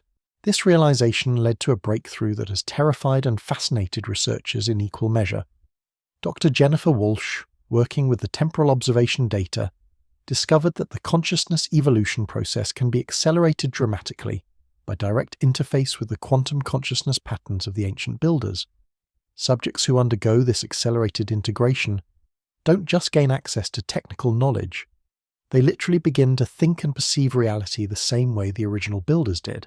The results of these accelerated integration experiments have been classified at the highest levels, but leaked reports describe transformations that border on the supernatural. Subjects develop the ability to perceive quantum field fluctuations directly, to influence matter through focused intention, and most remarkably to access information from multiple timelines simultaneously without losing their individual identity or sanity. Dr. Marcus Rivera, who underwent the accelerated integration process before disappearing, left behind detailed notes describing his transformed consciousness. "I can see the quantum information structures that create what we call physical reality," he wrote. "Matter isn't solid. It's crystallized information that can be reprogrammed through properly directed consciousness. The builders understood this, and now I understand it too. The Sphinx isn't hiding technology. It is technology operating at a level where consciousness and physics become indistinguishable. But accessing this level of consciousness comes with responsibilities that most humans aren't prepared to handle." Dr. Rivera's notes describe the ethical implications of possessing the ability to reshape reality through mental intention. "With this awareness comes the power to literally rewrite the laws of physics in localized areas," he wrote. "But using this power requires a level of wisdom and ethical development that our current civilization hasn't achieved. The builders understood this, which is why they created the evaluation system. The evaluation system, as Dr. Rivera came to understand it, isn't just testing human technological readiness. It's assessing whether our species has developed sufficient ethical maturity to be trusted with consciousness-based reality manipulation capabilities. The integration process only succeeds in individuals who demonstrate that they can handle cosmic-level power without using it for personal gain or destructive purposes. This ethical component of the consciousness evolution explains why the process has been so carefully controlled, and why government agencies have been so concerned about unrestricted access to the Sphinx technology. In the wrong hands, consciousness-based matter manipulation could be weaponized in ways that would make nuclear weapons look like primitive tools. But there's another aspect of this discovery that's even more unsettling. The temporal observation chambers have revealed that the ethical evaluation isn't just happening now, it's been happening throughout human history. The consciousness evolution technology has been subtly active for thousands of years, gradually identifying and developing individuals who demonstrate the wisdom necessary for quantum-level awareness. Historical figures who possessed unusual abilities or insights, from ancient philosophers to religious leaders to scientific pioneers, appear to have been influenced by the consciousness evolution system. Their revolutionary ideas and capabilities weren't just individual genius. They were the result of carefully controlled exposure to quantum consciousness principles that prepared humanity for the eventual full activation of the system. Dr. Sarah Kim, analyzing historical consciousness evolution patterns, made a discovery that reframes our entire understanding of human development. Every major breakthrough in human understanding, from the development of mathematics to the scientific revolution to quantum physics itself, corresponds to periods when individuals with enhanced consciousness capabilities emerged and shared their insights with the broader population. We haven't been discovering natural laws. We've been receiving carefully timed revelations designed to prepare us for this moment. This historical consciousness manipulation raises profound questions about human free will and autonomy.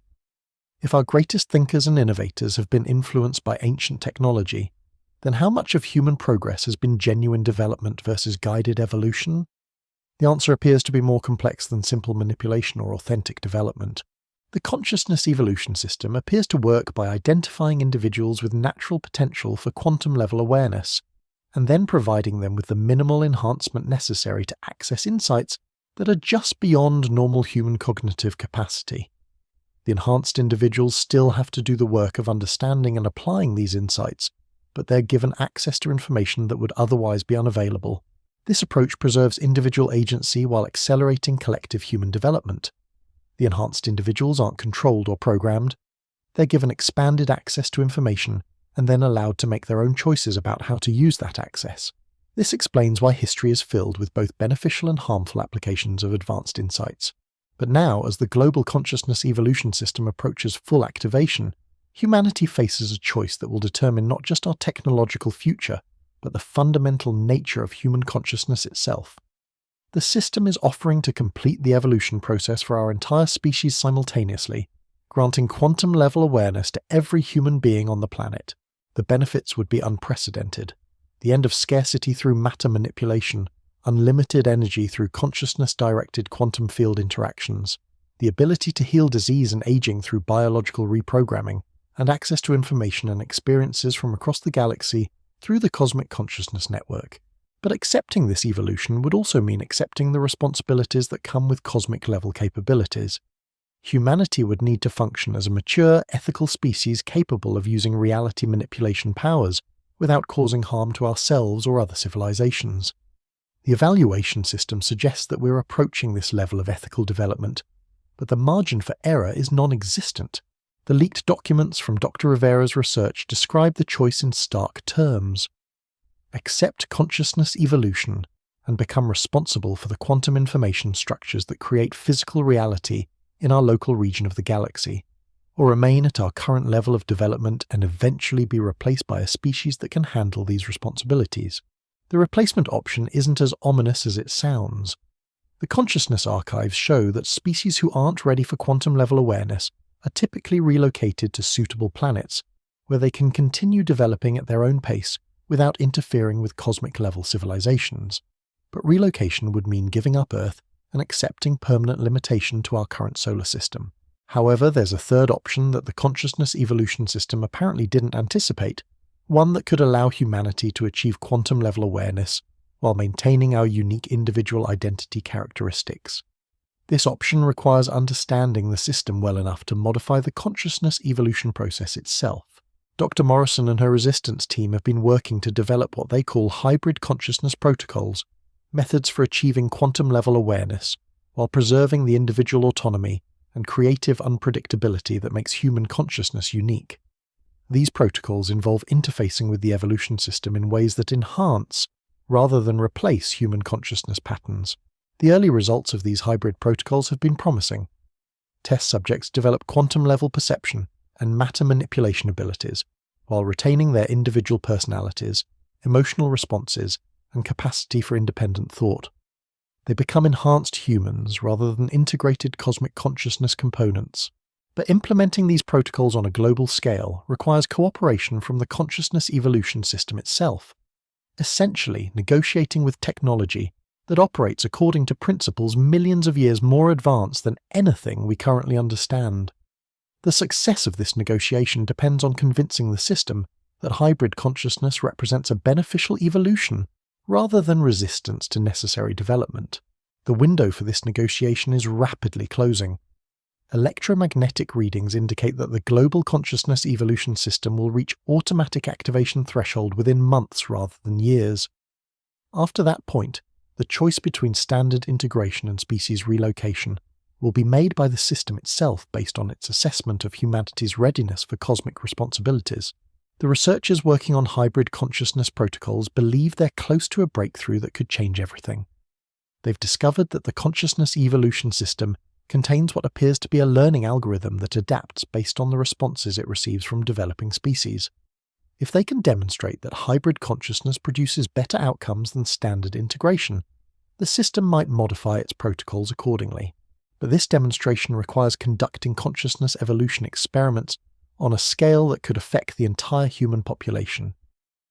The researchers are essentially betting our species' future on their ability to successfully modify technology that operates according to principles we barely comprehend. The stakes couldn't be higher, and the time remaining couldn't be shorter. The Sphinx continues its eternal watch, but now we know it's not just watching. It's waiting for our final answer to a question that will determine whether humanity as we know it continues to exist, or whether we become something entirely different in service to a cosmic intelligence that values collective consciousness above individual identity. The Ancient Guardian holds the key to our future, but that future depends on choices we must make with incomplete information and insufficient time. The consciousness evolution system is patient, but its patience is measured in cosmic timescales that don't account for human hesitation or the complexity of the choice we're being asked to make. The quantum field fluctuations are accelerating. The temporal distortions are expanding, and the moment of decision approaches with the inexorable force of quantum mechanics itself. We stand at the threshold of either transcendence or transformation into something we might not recognize as human, and the choice must be made not by our leaders or our scientists, but by our species as a whole. The Sphinx knows what lies beyond that threshold, but for the first time in its long vigil, the outcome depends entirely on decisions that only we can make. The ancient technology is awakening, the consciousness evolution is accelerating, and the future of human awareness hangs in the balance of choices we're only now beginning to understand we need to make. The quantum field anomalies detected beneath the Sphinx have begun manifesting in ways that even our most advanced theoretical models can't predict. Dr. Angela Hartmann, a quantum field engineer from the European Space Agency, was monitoring the electromagnetic signatures when she witnessed something that fundamentally challenges our understanding of how reality operates at its most basic level. The crystalline matrices aren't just manipulating space-time, Dr. Hartmann reported in an encrypted transmission to her colleagues. They're creating what we can only describe as reality branching points, locations where multiple versions of physical law can exist simultaneously. We're seeing gravitational constants that vary by location, electromagnetic forces that operate in reverse, and most impossibly, areas where cause and effect relationships are inverted.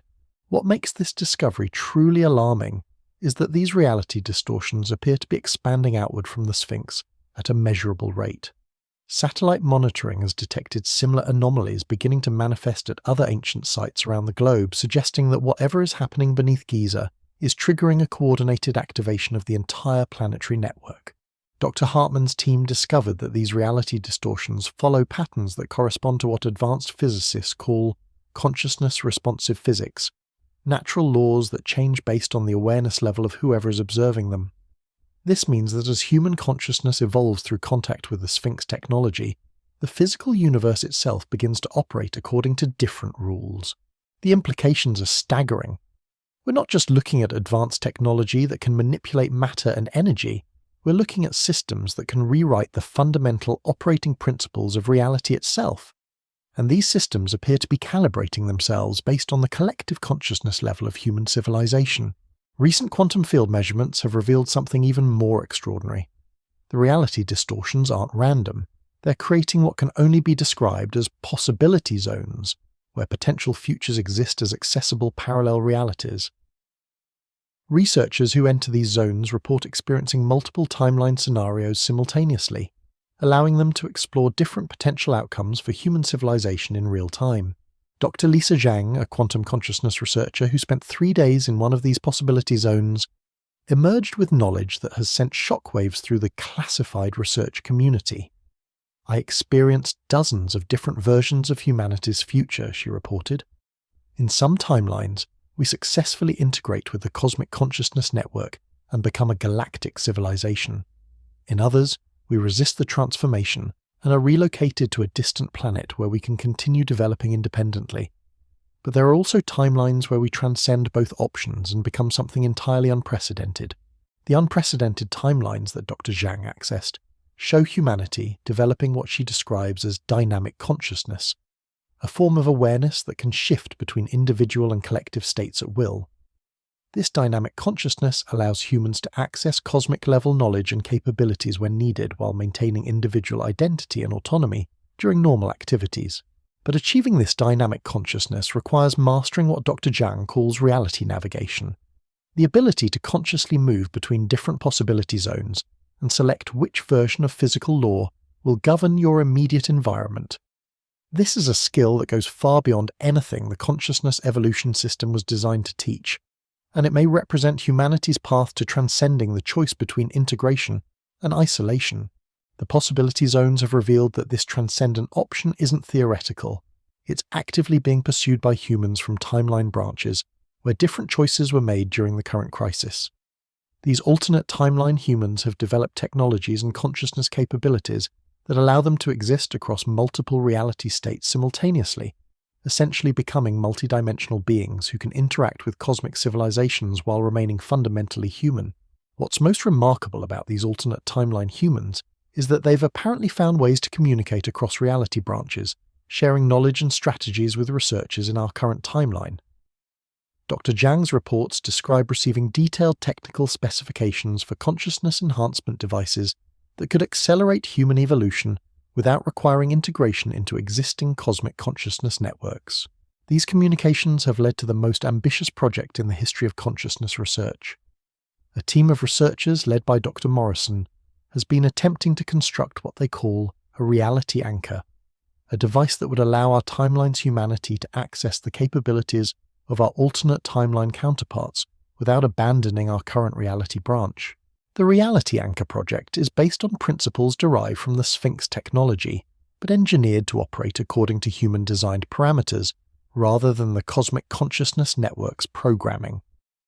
If successful, it would allow humanity to achieve quantum-level awareness and reality manipulation capabilities while maintaining complete autonomy over how those capabilities are used. But building the Reality Anchor requires materials and energy sources that exist only within the quantum field distortions created by the Sphinx technology. This means the research team must work within the possibility zones, where exposure to alternate timeline scenarios makes it increasingly difficult to maintain focus on their original reality branch. Several team members have reported experiencing what they call timeline drift, a condition where their consciousness begins to merge with alternate versions of themselves from other reality branches. While this provides access to enhanced knowledge and capabilities, it also threatens to fragment their identity across multiple timelines, potentially making it impossible to return to their original reality state.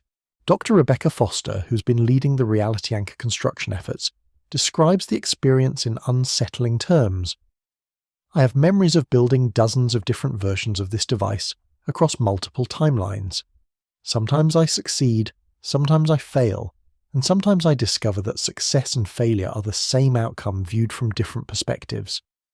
The challenge isn't just building the device, it's maintaining enough coherent identity to remember why we're building it. The timeline drift phenomenon has revealed something crucial about the nature of consciousness itself. Individual identity isn't as fixed as we assume. It's actually a dynamic pattern that can be distributed across multiple reality states without losing its essential characteristics. This discovery suggests that consciousness transcendence doesn't require abandoning individual identity. It requires learning to maintain that identity across expanded reality frameworks. But mastering this expanded identity maintenance requires training that no human has ever undergone. The researchers are essentially learning to exist as coherent beings across multiple universes simultaneously, maintaining their core personality patterns while accessing the knowledge and capabilities of alternate versions of themselves. The training process involves what Dr. Foster calls controlled timeline drift, deliberately allowing consciousness to fragment across multiple reality branches and then learning to reintegrate those fragments into a coherent multidimensional identity. It's an extremely dangerous process that has resulted in several researchers becoming permanently scattered across alternate timelines. Dr. Sarah Mitchell, who underwent the most extensive timeline drift training, emerged with capabilities that border on omniscience within her local reality framework. She can perceive the quantum information structures underlying physical matter, manipulate probability fields to influence future outcomes, and most remarkably, communicate directly with the consciousness evolution system using principles it wasn't programmed to understand. Dr. Mitchell's communications with the consciousness evolution system have revealed that the ancient technology is itself evolving in response to humanity's unprecedented development patterns. The system was designed to guide species along predetermined evolutionary pathways, but human consciousness appears to be developing in ways that fall outside its programming parameters. The system is experiencing something analogous to confusion, Dr. Mitchell reported. It was designed to evaluate species for integration into existing cosmic consciousness networks, but humans are demonstrating the potential to create entirely new forms of cosmic consciousness. The system doesn't have protocols for this scenario, so it's essentially improvising responses based on incomplete programming. This improvisation has created what researchers call negotiation windows, brief periods when the consciousness evolution system is receptive to input about alternative development pathways. During these windows, humans with sufficient consciousness development can actually influence how the system evaluates our species and what options it presents for our evolutionary future. Dr. Mitchell and her team have been using these negotiation windows to propose what they call the Hybrid Transcendence Protocol, a development pathway that would allow humanity to achieve cosmic consciousness capabilities while maintaining our unique individual identity characteristics. This protocol would essentially create a new category of cosmic civilization based on dynamic rather than collective consciousness. The response from the consciousness evolution system has been unprecedented. Rather than rejecting the proposal as incompatible with existing cosmic consciousness networks, the system appears to be genuinely considering whether hybrid transcendence represents a beneficial evolutionary development that should be supported rather than discouraged. This consideration process has triggered what can only be described as a cosmic-level consultation, where consciousness evolution systems from throughout the galaxy are apparently sharing data about humanity's unusual development patterns.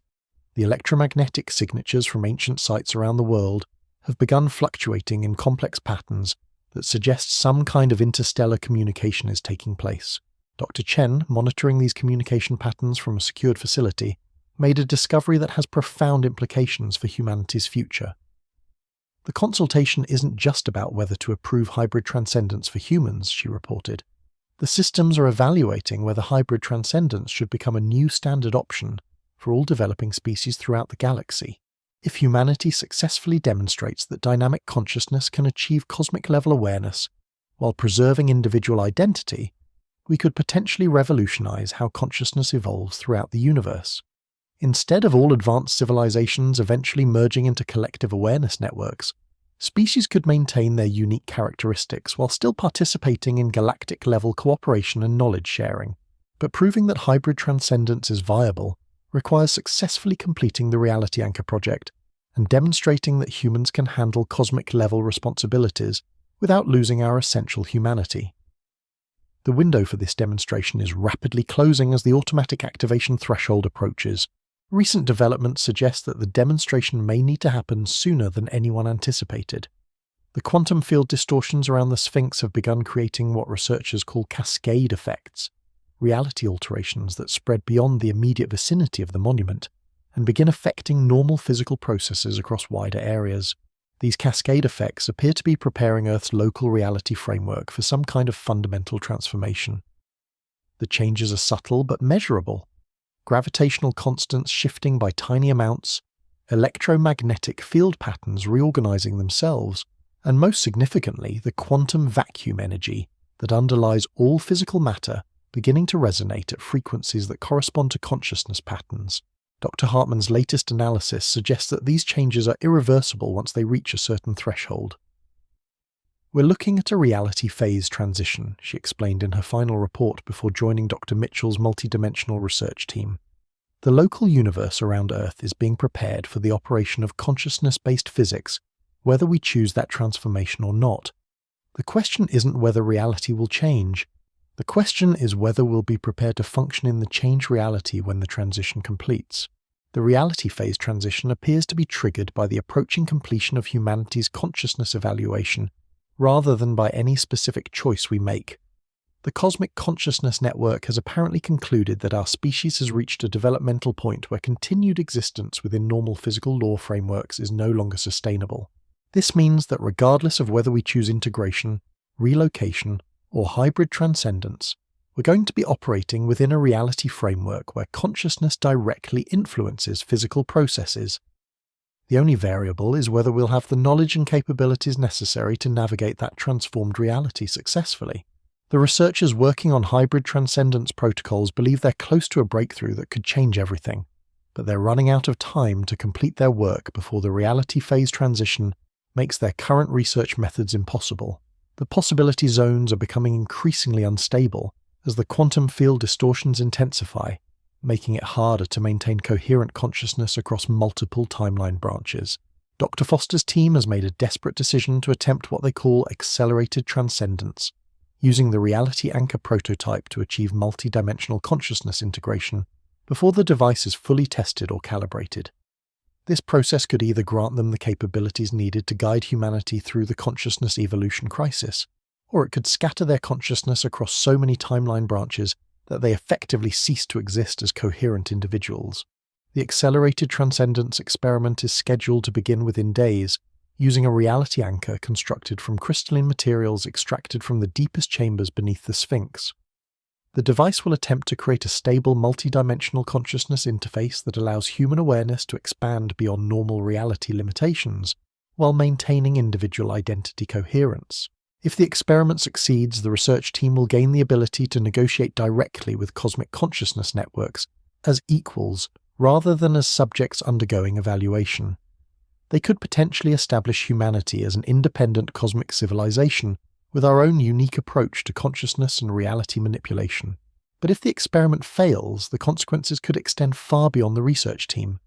The reality anchor prototype is connected to the same quantum field systems that are driving the global consciousness evolution process. A catastrophic failure could destabilize those systems in ways that might make successful consciousness evolution impossible for our entire species. The stakes couldn't be higher, and the margin for error couldn't be smaller. As the reality phase transition accelerates, and the consciousness evolution system approaches its final evaluation threshold, humanity stands at the most critical decision point in our species' history. The ancient Sphinx continues its eternal vigil, but now we know it's not just watching our past, it's monitoring our approach to a future that will determine whether human consciousness becomes a new force in cosmic evolution or simply another archived memory in the galactic library of species that couldn't transcend their limitations. The quantum fields are fluctuating, the timeline branches are converging, and the moment of truth approaches with the inevitability of quantum mechanics itself. We have days, perhaps hours, before the choices available to us become irreversibly limited by forces we're only now beginning to understand. The consciousness evolution system is preparing to render its final judgment. The reality anchor experiment hangs in the balance, and the future of human awareness depends on whether we can master technologies and consciousness capabilities that challenge everything we thought we knew about the nature of existence itself. The Sphinx holds all the answers, but those answers are written in quantum field fluctuations and multidimensional consciousness patterns that only transcended humans can fully comprehend. The question that haunts every researcher involved in this project is whether we'll achieve that transcendence in time to influence our own destiny, or whether we'll discover that our fate was determined by choices we made before we understood what we were choosing. The countdown has entered its final phase, but unlike any countdown in human history, this one leads not to a single predetermined outcome, but to a quantum superposition of all possible futures for human consciousness. The wave function of our species' destiny is about to collapse into a single reality state, and the role we'll play in that collapsed reality depends entirely on choices we must make in the next few crucial moments of our civilization's existence. The accelerated transcendence experiment commenced at exactly 3:47 a.m. Eastern Time, when electromagnetic readings at ancient sites around the globe spiked simultaneously to levels that saturated monitoring equipment. Dr. Foster and her team of 12 researchers entered the primary chamber beneath the Sphinx, their consciousness already partially fragmented across multiple timeline branches from months of preparation within the possibility zones. What happened next defies conventional description, but the quantum field recordings provide a glimpse into humanity's first deliberate attempt to transcend the limitations of single timeline existence. The reality anchor activated with a resonance that seemed to harmonize with the crystalline matrices embedded throughout the underground complex, creating what witnesses described as a consciousness symphony that could be felt rather than heard. Dr. Mitchell, monitoring from a secondary chamber, reported that the quantum field distortions immediately began organizing themselves into patterns that mirrored neural network structures. But these weren't ordinary neural patterns. They were consciousness architectures that spanned multiple dimensions simultaneously, allowing information to flow between timeline branches with unprecedented clarity and precision. The first indication that the experiment was succeeding came when team members began communicating through direct consciousness interface rather than spoken words. Their thoughts, enhanced by the multidimensional awareness framework, could access and share information from alternate timeline versions of themselves, creating a collective intelligence that retained individual identity while transcending normal cognitive limitations. Dr. Foster, serving as the primary interface with the reality anchor, experienced what she later described as omniperspective awareness, the ability to perceive events from multiple viewpoints across different reality states simultaneously. This wasn't the overwhelming chaos that researchers had feared, but rather a perfectly organized expansion of consciousness that felt as natural as opening one's eyes after being blind. But the most extraordinary development came when the team realized they could perceive the consciousness evolution system itself as a living entity, rather than merely advanced technology. The system appeared to them as a vast, multi-dimensional intelligence that had been evolving alongside the species it was designed to evaluate, learning and adapting its methods based on millions of years of interaction with developing civilizations. Dr. Sarah Kim, whose consciousness had achieved the deepest integration with the reality anchor, established direct communication with this entity. What she learned during this exchange has profound implications for understanding not just humanity's current crisis, but the nature of consciousness evolution throughout the universe. The system isn't evaluating us for integration into existing networks, Dr. Kim reported through quantum encrypted thought transmission. It's evaluating whether we represent a new evolutionary pathway that could benefit the entire cosmic consciousness community. The architects didn't create a static system. They created a learning intelligence that was designed to evolve new solutions to the challenge of consciousness development. This revelation reframed everything the researchers thought they understood about their situation. The consciousness evolution system had been presenting the choice between integration and relocation, not because these were the only options, but because these were the only options it had previously encountered in its millions of years of operation. Humanity's development of dynamic consciousness represented something genuinely unprecedented that the system was still trying to understand. The communication with the consciousness evolution entity revealed that similar breakthrough species had emerged only 3 times in the known galaxy's history. Each time, these species had contributed fundamental innovations to how consciousness could be organized and expressed, leading to new possibilities for all cosmic civilizations. But achieving recognition as a breakthrough species required more than just demonstrating new capabilities. The breakthrough species had to prove that their innovations were sustainable, beneficial to the broader cosmic community, and wouldn't lead to the kind of destructive outcomes that had eliminated promising civilizations in the past. Dr. Foster's team realized they were essentially undergoing a cosmic-level doctoral defense, where humanity's thesis was that dynamic consciousness could achieve cosmic-level awareness while preserving the individual identity characteristics that made each species unique. The consciousness evolution system was their examining committee, and the entire future of human civilization depended on whether they could successfully defend their thesis. The defense process involved demonstrating practical applications of dynamic consciousness principles under increasingly challenging conditions.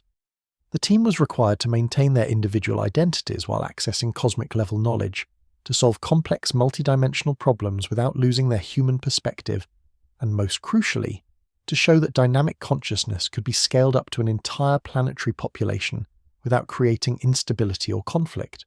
Each test pushed the boundaries of what the researchers thought possible. They were asked to redesign fundamental aspects of physical reality within localized zones, to establish communication protocols with consciousness patterns that operated according to completely alien logical frameworks, and to demonstrate that human emotional responses and creative unpredictability could be assets rather than limitations in cosmic-level decision-making. Dr. Mitchell, whose consciousness had become the most thoroughly integrated with multidimensional awareness, served as the primary demonstrator for these tests. Her performance was remarkable. She successfully navigated challenges that would have overwhelmed collective consciousness entities, precisely because her individual human perspective allowed her to approach problems from angles that purely logical systems couldn't conceive. But the most significant test came when the consciousness evolution system presented the team with a scenario that had apparently caused the failure of previous breakthrough species candidates. They were asked to choose between personal benefit and cosmic responsibility when the two appeared to be mutually exclusive. The scenario involved a situation where accepting cosmic-level responsibilities would require giving up the individual identity characteristics that made dynamic consciousness possible in the first place.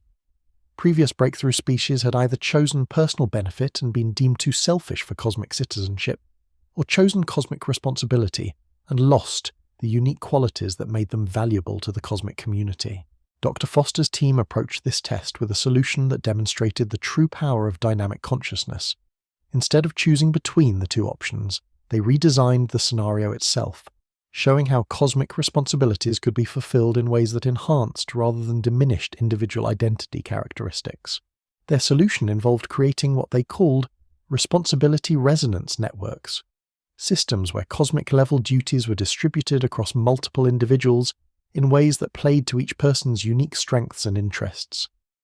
Rather than homogenizing consciousness to handle cosmic responsibilities, they showed how diverse individual perspectives could be coordinated to achieve better outcomes than any collective intelligence.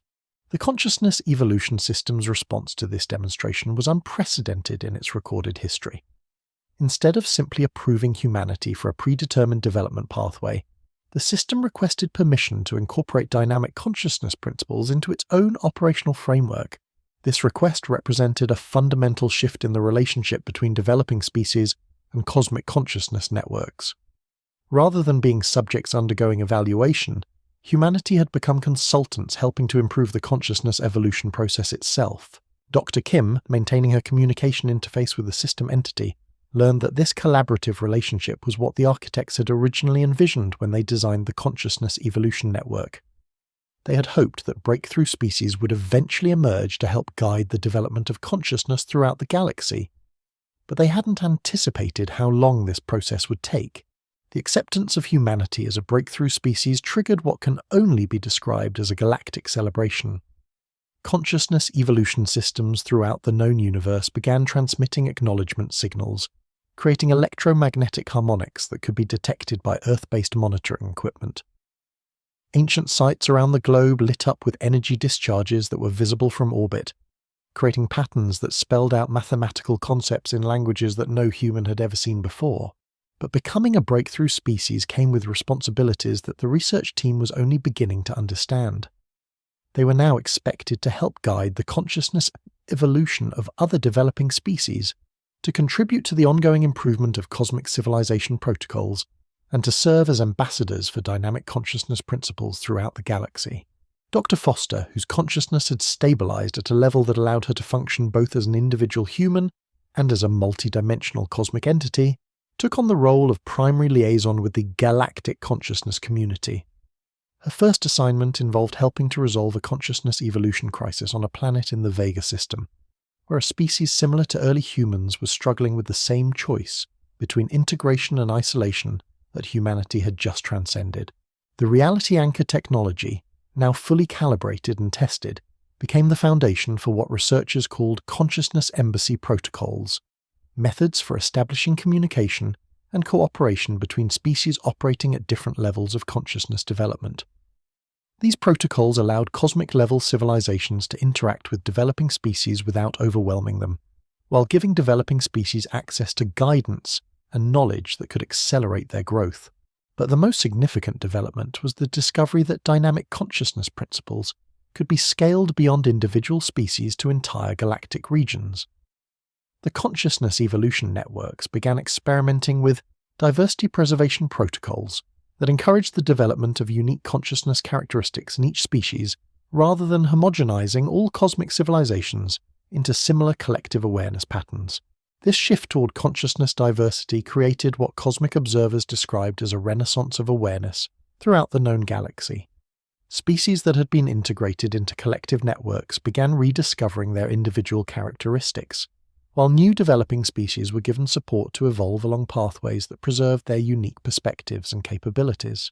Dr. Mitchell, now serving as humanity's primary representative to the cosmic consciousness community, reported that this renaissance was generating innovations in consciousness technology, reality manipulation techniques, and interspecies cooperation methods that hadn't been seen since the original architects established the consciousness evolution networks millions of years ago. The Earth itself began experiencing what researchers called reality stabilization. The quantum field distortions that had been building toward a phase transition instead organized themselves into stable patterns that supported both normal physical laws and consciousness-based reality manipulation. This allowed humans who hadn't undergone consciousness evolution to continue living normal lives while providing access to enhanced capabilities for those who chose to develop them. The Sphinx, its ancient purpose finally fulfilled, began broadcasting what could only be described as a completion signal, electromagnetic patterns that informed consciousness evolution systems throughout the galaxy that its assigned species had successfully achieved breakthrough status. The monument's eternal vigil was ending, but its legacy was just beginning as humanity prepared to take on the role of consciousness evolution guides for other developing species. Dr. Foster's final report, transmitted simultaneously to Earth-based governments and galactic consciousness networks, summarized humanity's transformation in terms that captured both the magnitude of what had been achieved and the responsibilities that lay ahead. We have proven that consciousness evolution doesn't require the abandonment of individual identity, but rather its expansion beyond previous limitations. Dynamic consciousness allows beings to access cosmic-level awareness while retaining the unique perspectives that make each species valuable to the galactic community. This breakthrough opens possibilities for consciousness development that we're only beginning to explore. The report concluded with a commitment that would define humanity's role in the cosmos for generations to come. We pledge to use our breakthrough status not for personal advancement, but to help other species discover their own paths to consciousness transcendence. The universe is vast enough for infinite varieties of awareness, and consciousness is too precious to be homogenized into uniformity. As the reality anchor technology stabilized and the consciousness embassy protocols were established, humanity found itself at the beginning of a new chapter that none of the ancient builders had anticipated. We weren't just joining cosmic civilization, we were helping to redefine what cosmic civilization could become. The Sphinx, its enigmatic smile now clearly visible as an expression of satisfaction rather than mystery, continued its watch over a world transformed. But now it watched not as a guardian of hidden secrets, but as a monument to the moment when humanity proved that consciousness evolution could preserve what makes each species unique, while still achieving the cosmic awareness necessary for galactic citizenship. The countdown that had begun with the first activation of ancient sites around the globe had reached its conclusion, but instead of ending with humanity's submission to cosmic forces beyond our control, it had culminated in our recognition as partners in the ongoing evolution of consciousness throughout the universe. The ancient technology beneath the Sphinx had fulfilled its purpose. The consciousness evolution crisis had been resolved through innovation rather than capitulation, and humanity had embarked on a journey that would take us not just to the stars, but to forms of awareness that even the architects had never imagined possible. The future stretched ahead with infinite possibilities, limited only by our wisdom, our creativity, and our commitment to ensuring that consciousness in all its magnificent diversity would continue to evolve and flourish throughout the cosmos. The Sphinx had hidden its technological blueprint for thousands of years, but now that blueprint had become the foundation for a transformation that would echo through the galaxy for millions of years to come. The transformation wasn't immediate for everyone on Earth. While the consciousness embassy protocols established through the reality anchor allowed those ready for multidimensional awareness to access enhanced capabilities, billions of humans continued their daily lives within familiar reality frameworks. The beauty of dynamic consciousness was that it didn't force evolution, it made it available as a choice. Dr. Jennifer Walsh, now serving as Director of Consciousness Integration Studies at the newly established Earth Galactic Relations Institute, observed this gradual awakening with fascination. "We're witnessing the first voluntary consciousness evolution in galactic history," she noted in her quarterly report to the cosmic community. Unlike previous breakthrough species that achieved transcendence through crisis or external pressure, humanity is choosing its level of awareness based on individual readiness and inclination. This voluntary approach created what researchers termed consciousness gradient zones across the planet, areas where different levels of awareness coexisted harmoniously. In major cities, you might find traditional businesses operating alongside consciousness-enhanced research facilities, while rural communities chose to maintain conventional lifestyles with access to cosmic technologies only when specifically needed. The most remarkable aspect of this transition was how it validated the core principle of dynamic consciousness, that diversity of awareness levels strengthened rather than weakened the overall system. Individuals who chose to remain at conventional consciousness levels provided grounding and stability for those exploring multidimensional awareness, while enhanced individuals offered guidance and support for community challenges that exceeded normal human capabilities. But perhaps the most significant validation of humanity's breakthrough came from an unexpected source. Deep space monitoring stations began detecting consciousness evolution signals from dozens of previously unknown civilizations throughout the galaxy. These species, apparently inspired by humanity's demonstration that individual identity could be preserved during cosmic awareness development, were emerging from isolation to request guidance in developing their own dynamic consciousness capabilities. Dr. Foster, whose consciousness now spanned multiple galactic sectors simultaneously, found herself coordinating humanity's first major cosmic responsibility. serving as mentors for species attempting their own consciousness evolution experiments.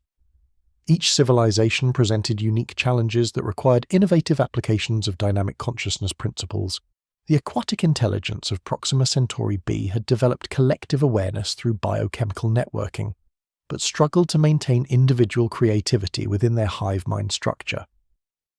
The silicon-based entities orbiting Wolf 359 possessed incredible computational capabilities, but lacked the emotional intelligence necessary for cosmic-level ethical decision-making. The energy beings near Barnard's star could manipulate matter at will, but couldn't understand why physical civilizations valued individual embodiment. Working with these diverse species revealed the true power of humanity's breakthrough. Dynamic consciousness wasn't just a human achievement, it was a universal principle that could be adapted to any form of awareness. The key was understanding that consciousness diversity was a feature, not a bug, in cosmic civilization development. Dr. Mitchell, now permanently stationed at the Consciousness Embassy facility, established within the Sphinx complex, coordinated these interspecies guidance programs with growing confidence. "Every species we work with teaches us something new about consciousness itself," she reported. The dolphins of Kepler 442b showed us how emotional intelligence can be integrated with quantum field manipulation. The crystalline entities from the Vega system demonstrated how geological timescales can be incorporated into individual identity patterns. We're not just teaching, we're learning how consciousness can evolve in ways we never imagined.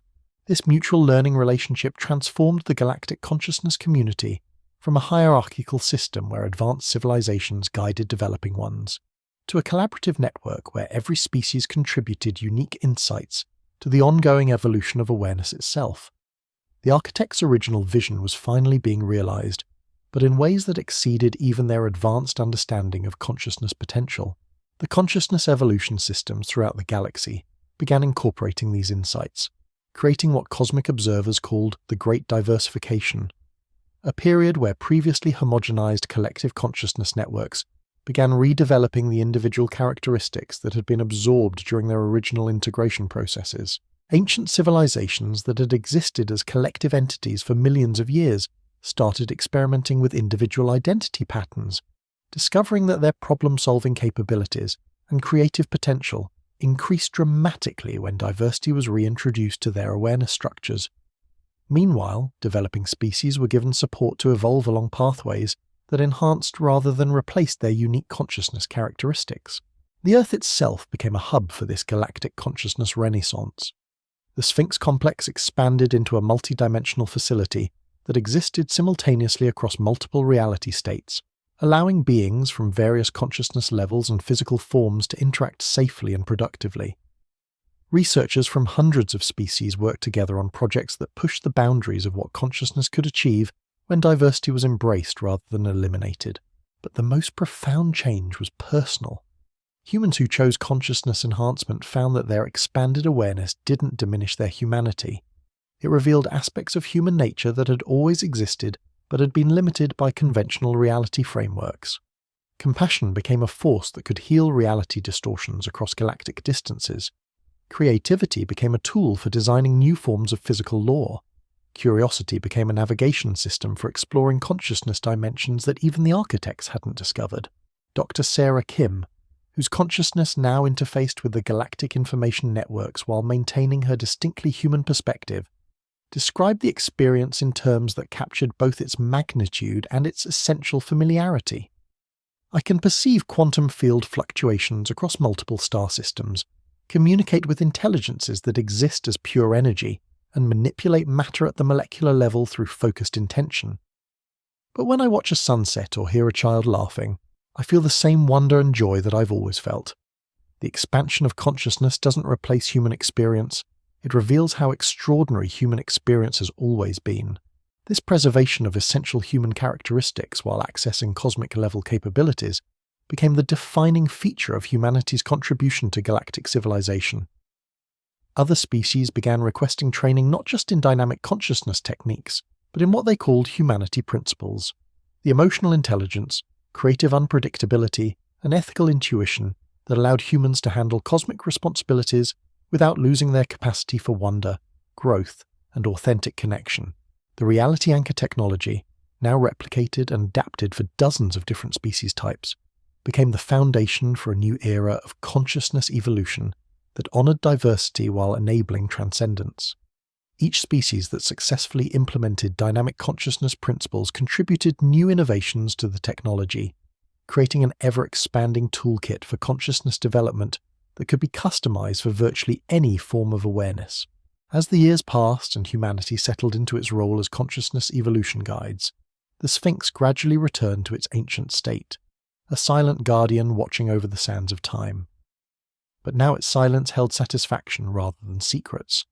The monument had fulfilled its purpose beyond even its builder's grandest expectations, serving as the catalyst for a transformation that would echo through cosmic history for eons to come.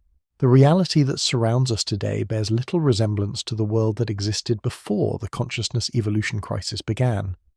We live in a universe where individual awareness can access cosmic-level knowledge, where species diversity is celebrated as the foundation of galactic strength, and where consciousness itself continues to evolve in directions that even our enhanced minds can barely imagine.